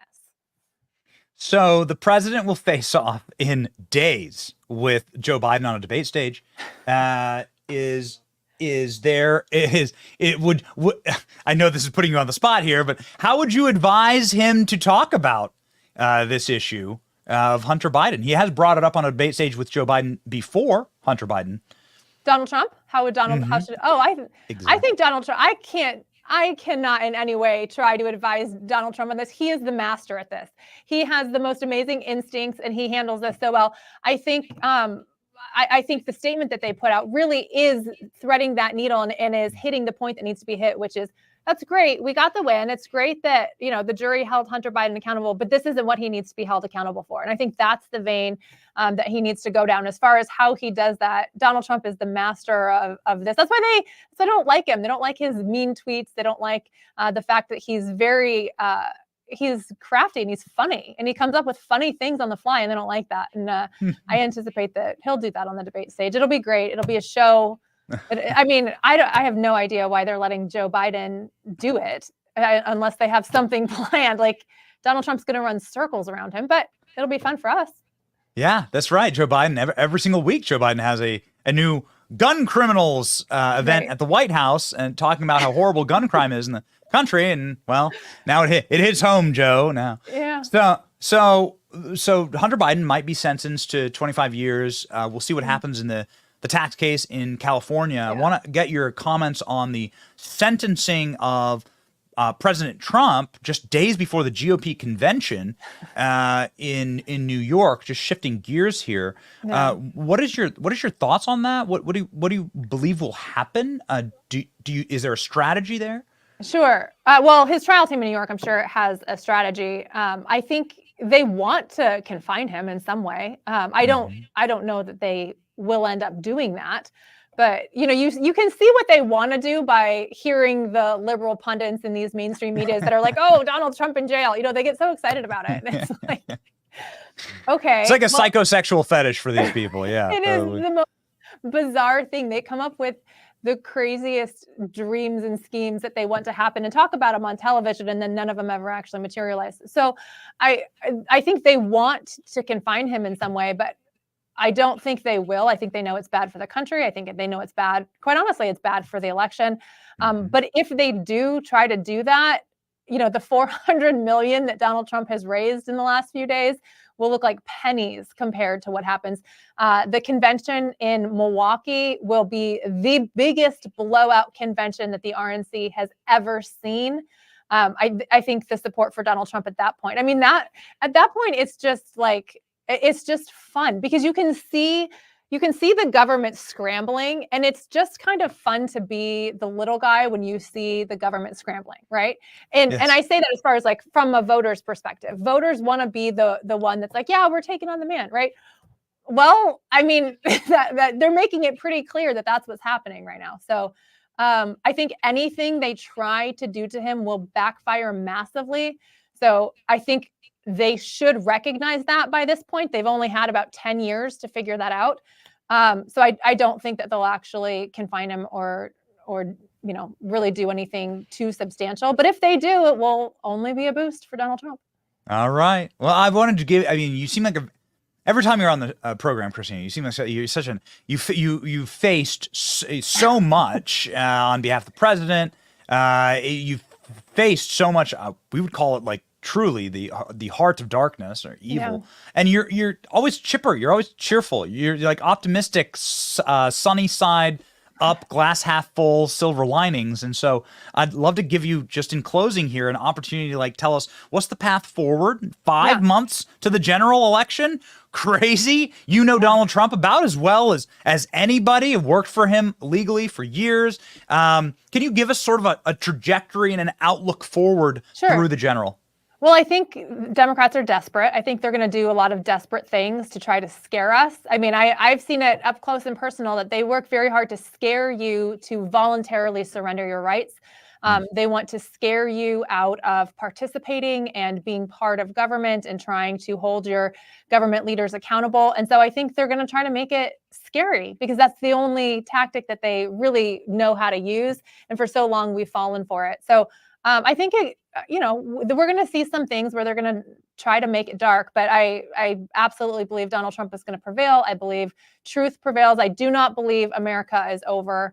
I think we have our best days are ahead of us. I truly believe that, even though I'm looking down the barrel of 9 felony indictments myself. And I do believe that our best days are ahead of us, but it takes all of us getting involved. So I just want to push out there to everybody watching, get involved in your local elections. Sign up with your county officials, with your state GOP or your county GOPs or a grassroots organization. I know, Benny, you work closely with Turning Point. They're great. Get involved because this is an all hands on deck moment. It's going to take every single one of us to right this ship, but we will right it. Yeah. Wow. You love to hear it. I mean, it's uplifting, and you have been through so much. You do have the greatest avatar in all social media, ladies and gentlemen. You must go follow 300,000 Americans. Can't be wrong. Christina Bobb, who's just an absolute fighter, and man, that's just a great. I mean, second only to the. Let's get a Christina Bobb mugshot printed off up in the studio. I love thank you so much for being so fearless. Bravery is probably the rarest element ever to be found naturally in the political world. Yeah. Well, thank you. I appreciate it, and I appreciate you using your platform. Thank you, Christina. Godspeed.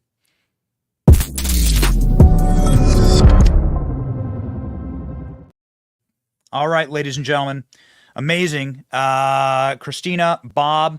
And some breaking news, some wild breaking news. We got a press conference for David Weiss, who is the special counsel. We got a press conference, ladies and gentlemen, live.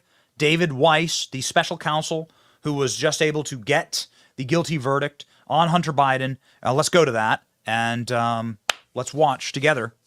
Here we go.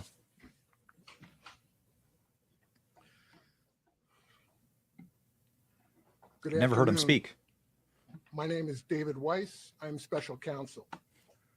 Earlier today, Hunter Biden was convicted of 2 counts of lying on a form submitted to a federal firearms dealer about his addiction or use of crack cocaine and possessing a firearm while a user or addict. There have been 2 overarching themes emphasized by the prosecution during trial: this defendant's illegal choices and the rule of law. First, while there has been much testimony about the defendant's abuse of drugs and alcohol, ultimately, this case was not just about addiction, a disease that haunts families across the United States, including Hunter Biden's family.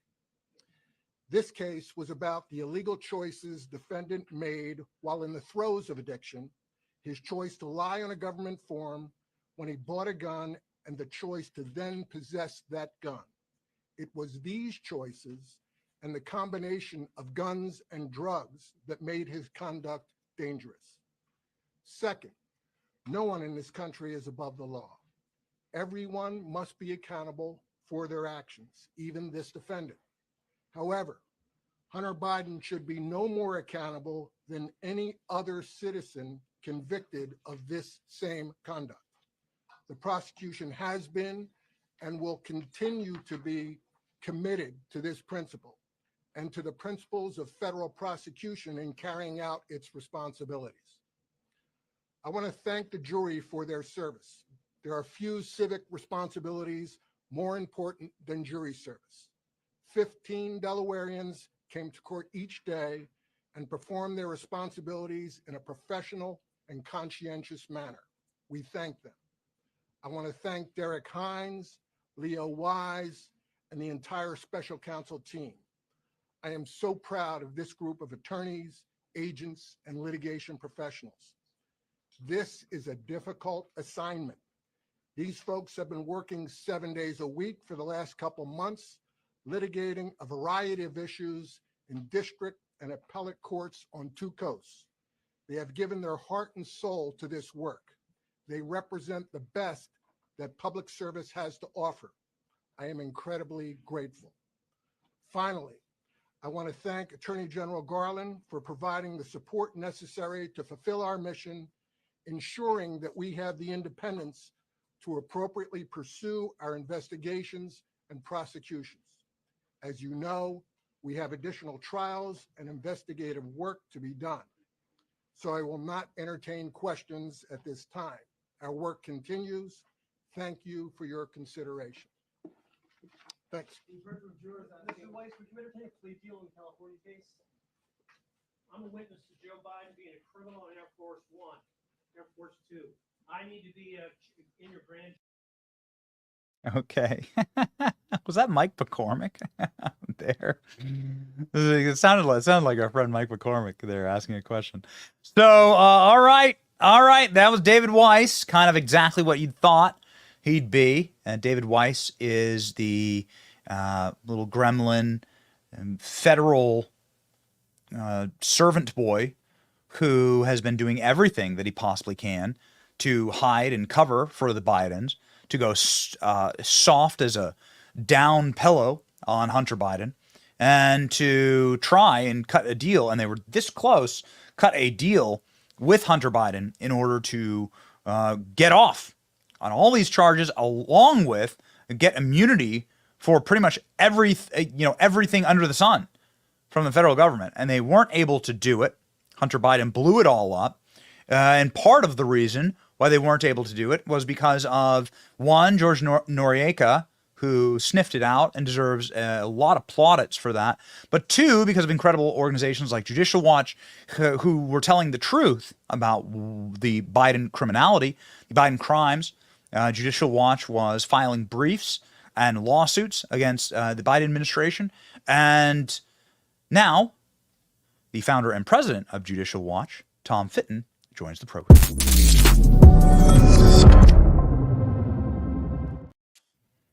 Tom, we are very excited for your reaction to this.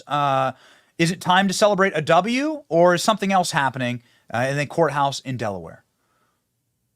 Well, it's a necessary measure of accountability. Is it sufficient? No. Is it the result of years of cover up and corruption, and that ended with the Justice Department being dragged kicking and screaming into prosecuting this slam dunk of a case? Yes.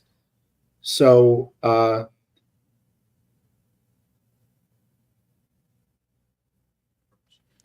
apologize, ladies and gentlemen. Here we about President Trump's about Hunter Biden's gun issue. And they tried to cover it up for years, since 2018, 6 years. And it finally there's justice for it, and only because of, in my view, public disclosures by Judicial Watch, through FOIA litigation, only through the diligence of this judge who asked not tough questions, but basic questions about a cover-up of a plea agreement. And, you know, Hunter in many ways and the Biden regime politicos behind his defense are also responsible for this outcome. Hunter can blame himself, and he also can blame his father's political people who thought that they could get out of this serious issue by playing politics and appealing to the jury to ignore the evidence in front of their faces. And the jury obviously wasn't buying it at all. No, and I will be perfectly honest, and I apologize to the audience. As soon as we were live, the verdict hit the second we went live, and I apologize to the audience because my wife's family's from Delaware. I thought that Wilmington, the cake was baked. The wires, everything was wired in favor of a hung jury here, people holding out. Joe Biden got my aunt a job at the DMV. I'm never going to vote to convict any Biden. And I found myself shocked today. I wonder your initial reaction, Tom. Well, however problematic it was in terms of the process and the path to get to this verdict or to this prosecution, the prosecution in the end was by the book. I mean, Hunter got a fair trial. There was a competent, fair-minded judge handling the trial. And, you know, you may have not have heard this yet, Benny, because you're on air, that Fox was able to talk to one of the jurors. He said he'd lost 2 people in his family to addiction. He was a gun owner. His family was gun owners. His brother-in-law supposedly had a gun. And they took it seriously. And, Jill being in there trying to sway the jury didn't work. They ignored the family members in the courtroom. So there's a little sliver of justice here, and it's the first step in what ought to be a long path to accountability. Obviously, President Biden should be facing accountability for other issues related to Biden family corruption. But Hunter himself has a trial in September, and there are credible allegations by the House that both Hunter and Joe's brother committed perjury and made false statements to Congress that have to be grappled with by this Justice Department. And if this Justice Department doesn't grapple with it, then it will be up to the next administration, assuming there is a different administration next term, and Trump's administration will be able to prosecute Hunter on these perjury issues. So it's as I go back to the beginning, it's a necessary step, still not sufficient, still no impeachment of Joe, still no serious criminal investigation of Joe, and the credibility of Hunter obviously is shot, given the fact he's been found through a credible court process. Unlike Trump, he did get a fair trial, and he's been found guilty of a serious, pretty serious felonies.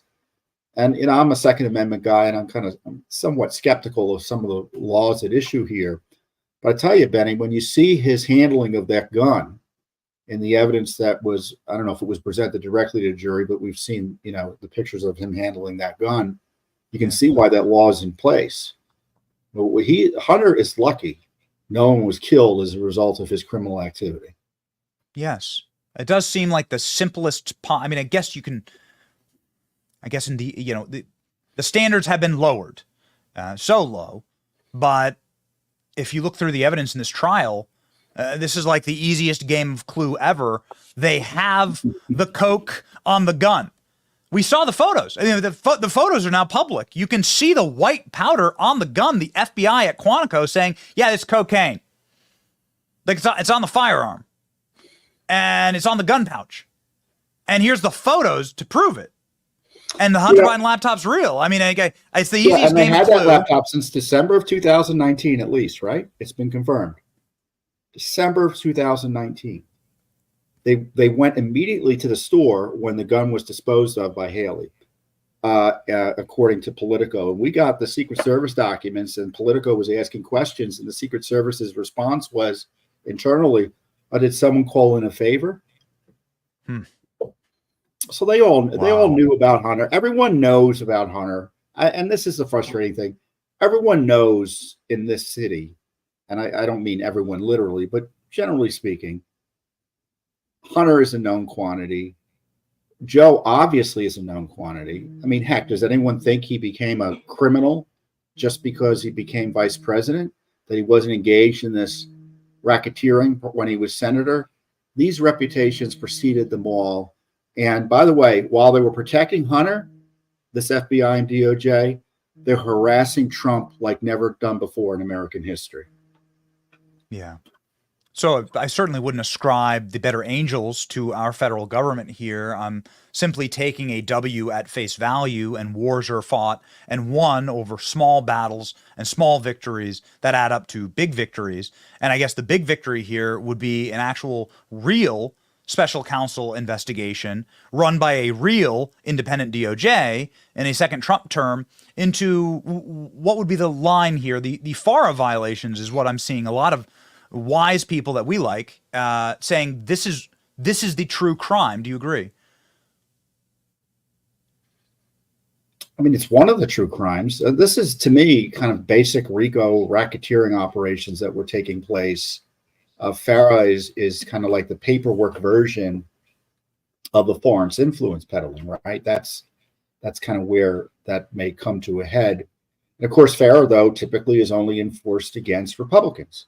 It rarely ever been enforced criminally. I think once or twice, and then Trump came along, and it became the go-to statute to harass Trump world with. And so the question is, why hasn't it been applied to not only Hunter, but when there's a conspiracy, right? That's a crime, right? And under the theory of law, under the new rules, even the suppression of this story, was that election interference? Of course. Yes. And the guy who did it is the Secretary of State right now. So every time Joe Biden made a comment saying Hunter did nothing wrong, was that a crime? Well, it would be under Boss Bragg's analysis of the law. Joe Biden went on a debate stage and through his fake teeth said that the laptop isn't his son's. And the federal government brought it forward, not just brought it forward, but the FBI said they have 18,000 pages of data stored against the laptop. Presumably. And that might be the second biggest story from obviously the verdict, is the confirmation through this court process that the laptop is valid and has been verified by the government.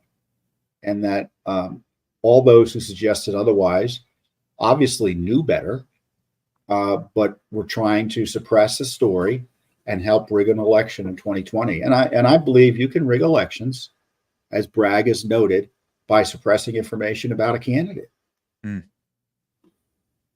And that's now dead to rights, and that's precisely what was organized, and everybody who organized it, not a single one of them has been punished. How do you fix a system like that, Tom?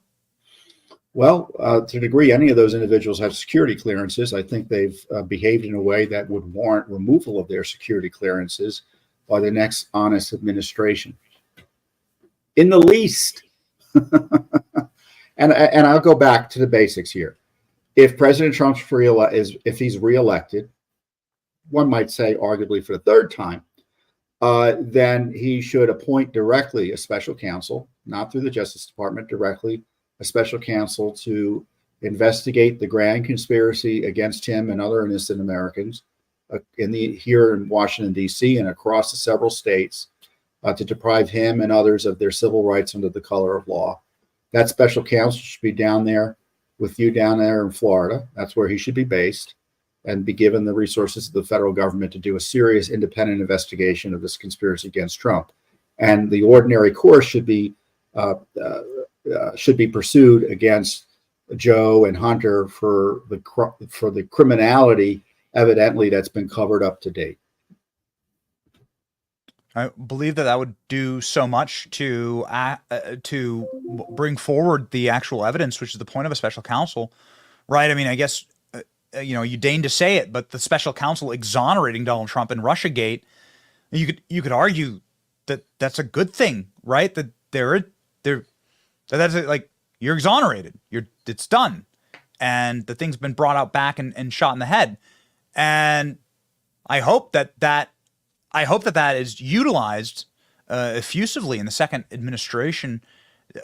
Special counsels can and should be appointed to look into Epstein and the Clinton Foundation. It'd be wonderful to see. Well, the rules against statute of limitations have been thrown out the window too. That's right. In the end, Benny, you kind of point to the issue. It's not so much putting people, quote, in jail. It's about reassuring the public that justice is being fairly administered, that when there's a serious allegation of criminality, that it's pursued.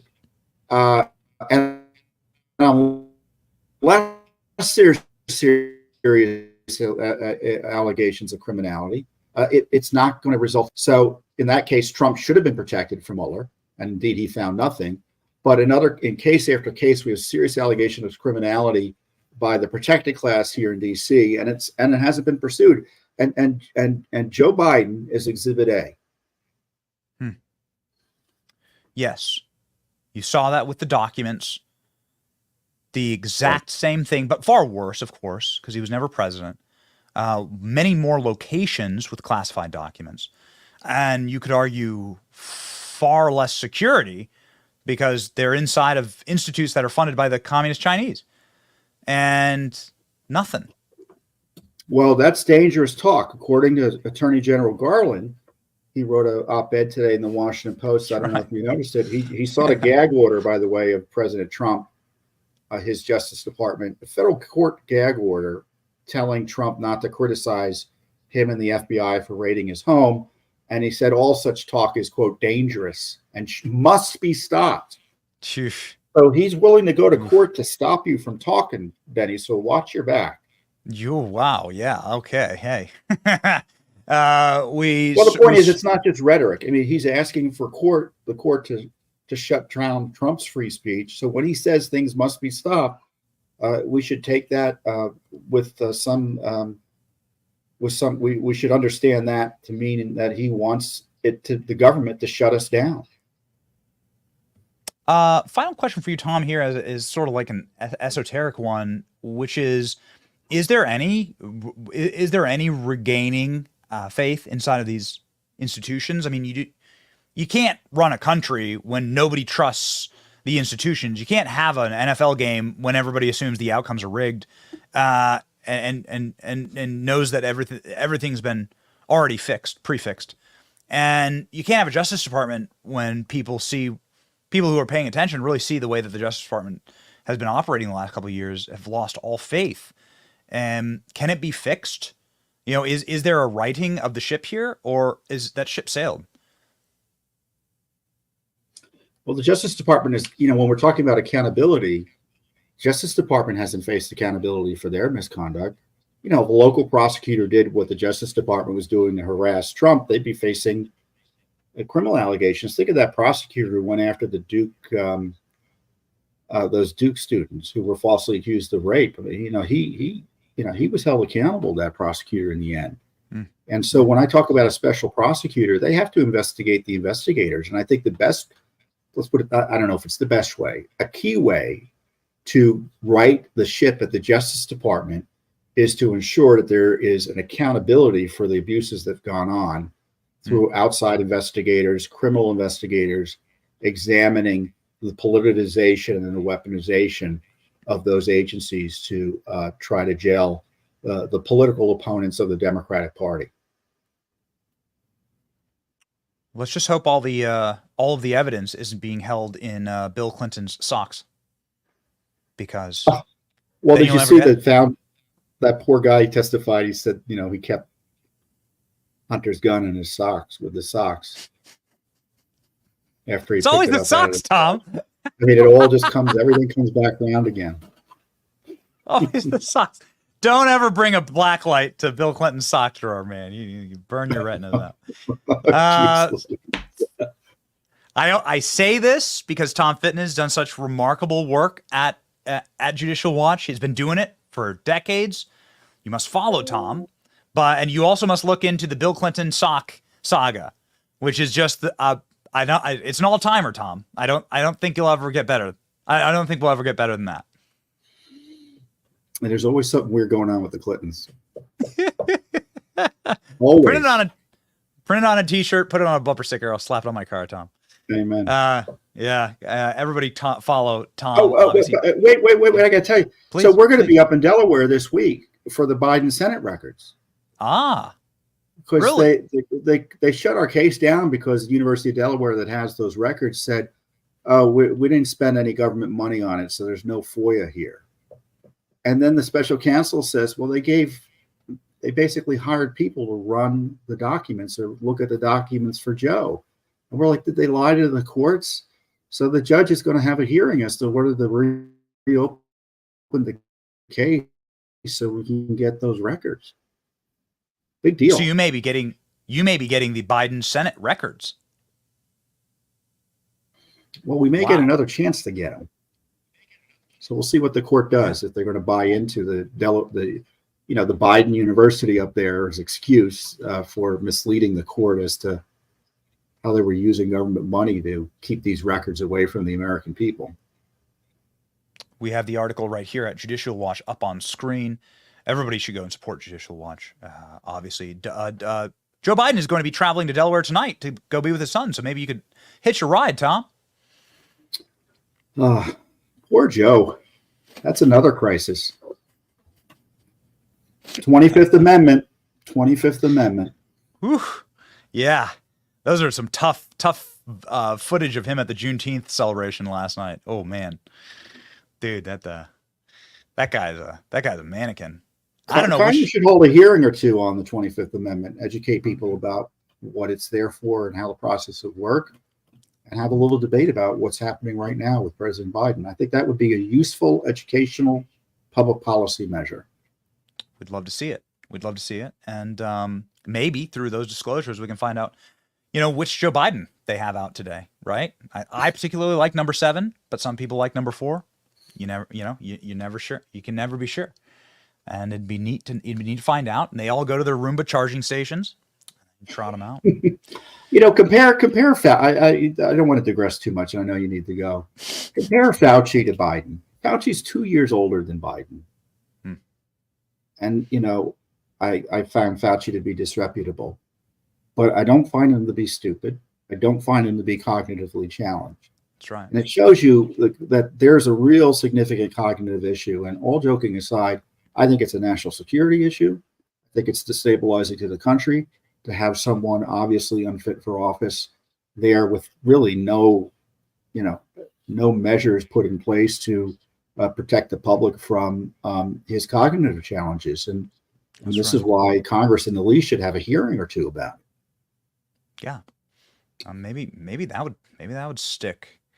We'll see. I mean, there's going to be a very public hearing with the debates in a couple days, 10 days, Tom, 10 days. All right.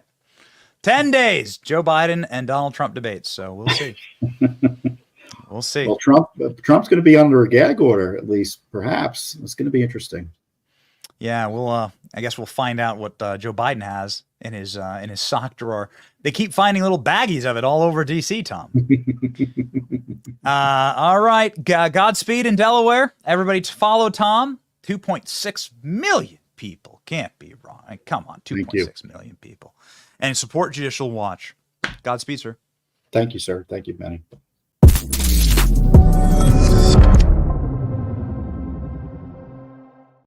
All right, ladies and gentlemen, almost 3 hours live here. We told you we would bring you all of the breaking news, and we have brought you all of the breaking news on this trial that we know of so far, including, but not limited to, that Joe Biden is traveling to Delaware tonight to be with Hunter Biden. If you don't think that he's going to pardon his son, yeah, right, please.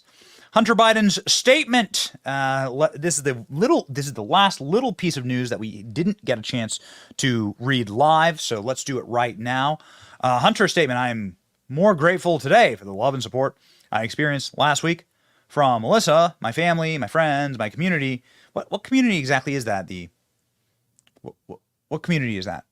The community of Mookie and Corn Pop and Mouse and Weed Slut 420. Is that your community? What community are you talking about, Hunter? Then I am disappointed by the outcome. Recovery is possible by the grace of God. I am blessed to experience that gift one day at a time. Yeah, okay. Well, hopefully you'll be spending those days in federal prison. Hopefully you will be spending those days in jail. Ladies and gentlemen, yes, we are we have done our nearly 3 hours on this on this topic. It's because we are raring and ready to go every single morning. Not because of what Hunter Biden takes, obviously, but because what we drink in our completely empty coffee cup, iced coffee this morning, hot in Tampa. Blackout coffee is what we are drinking. Keeps us to powered through. We're doing a lot of long lives as of late, and our fuel is our love of our country and the blackout coffee that pulses through our veins. This coffee is 100% American. It is zero grift. Unlike other coffee companies, they are not woke, and they are not. They're suckling at the government's teat for all their clientele and for their purchasing. These people are actually real, and they embody American values, and they have excellent product. I drink it every single morning, multiple cups, sometimes an entire pot, depending on the morning. You know, got little kids. Yeah, sometimes you're up all night. You just need that extra little kick. So, ladies and gentlemen, go to blackoutcoffee.com/Benny. Use the coupon code Benny for 20% off your first order. Blackoutcoffee.com/Benny. Be awake, not woke. Make sure that you are able to power through news cycles like this along with us. And we thank you, ladies and gentlemen, for joining us in this wild live. We were not expecting such a quick decision, and we certainly weren't expecting this decision. But again, we will celebrate the W. We'll celebrate the W. Do we have any memes or fun entertainment? Since we've had quite a weighty show, I think you could say. Do we have memes? Okay. I saw a meme sent in earlier. We have been talking about Mr. Biden's neighborhood. Mr. Biden's neighborhood. I guess this is one that we got here. Let's have a laugh at the end of the show. Mr. Biden's neighborhood. We're building out an entire extended universe for Mr. Biden's neighborhood. Here's the opening. And Corn Pop was a bad dude, and he ran a bunch of bad boys. And remember Boom Boom Cannon and a few other guys that worked here as well. One of the things you had to use, if you used pomade in your hair, you had to wear a bathing cap. And so he was up on the board, wouldn't listen to me. I said, hey, Esther, you, off the board, or I'll come up and drag you off. So when Joe told Corn Pop, stop, don't bounce on the board, Joe used not only Esther, but he used the French language. You know the chain? There used to be a chain that went across the deep end. And he cut off a 6-foot length of chain. He folded up, he said, you walk out with that chain. And you walk to the car and say, you may cut me, man, but I'm going to wrap this chain around your head. You better not walk home tonight. Don't come back to the pool again. Okay. I would totally watch this show. We're going to keep working on it. It's in development. We were planning on spending a little more time on the Mr. Biden's neighborhood. But unfortunately, we had a lot of breaking news to cover today. And so I hope you'll forgive us. Maybe join us tomorrow for more of a build out of Mr. Biden's neighborhood verse of the day. And then we got a very special meme for you. The grass withers and the flowers fall, but the word of God endures forever. Isaiah 40:8, verse 8. So a important reminder, ladies and gentlemen, that all of this are just temporary battles, and that every single generation have faced some far worse battles than this and far worse horrors beyond modern human comprehension. That everything burns, right? And that all that matters is the spiritual. And so you have to fight spiritual battles. And you need to call out. You need to call out good behavior, bad behavior. You need to be able to see it in your own life. You need to be able to humble yourself and know that you are saved by grace and that God will endure forever. And have that as your rock. Okay, don't put your faith in men. Don't put your faith in rigged or broken judicial systems, even if they get it right. Broke clock is right twice a day, isn't it? So make sure that you're putting your faith in God. Why not end with a laugh? Had kind of a serious show, right? Talking about all of this. And so we shall end with a meme. Marching forward to victory, ladies and gentlemen. We certainly love you. We care about you, and we thank you for your continued viewership and support. Another record day for us here, and the chat was wild. So this one's for you, chat. We sign off and say thank you. It's your boy Benny. See ya. I said I'd like to see you if you don't mind. He said I'd love to dead if I could find the time. As I hung up the phone, it occurred to me he'd grown up just like me. My boy was just like me.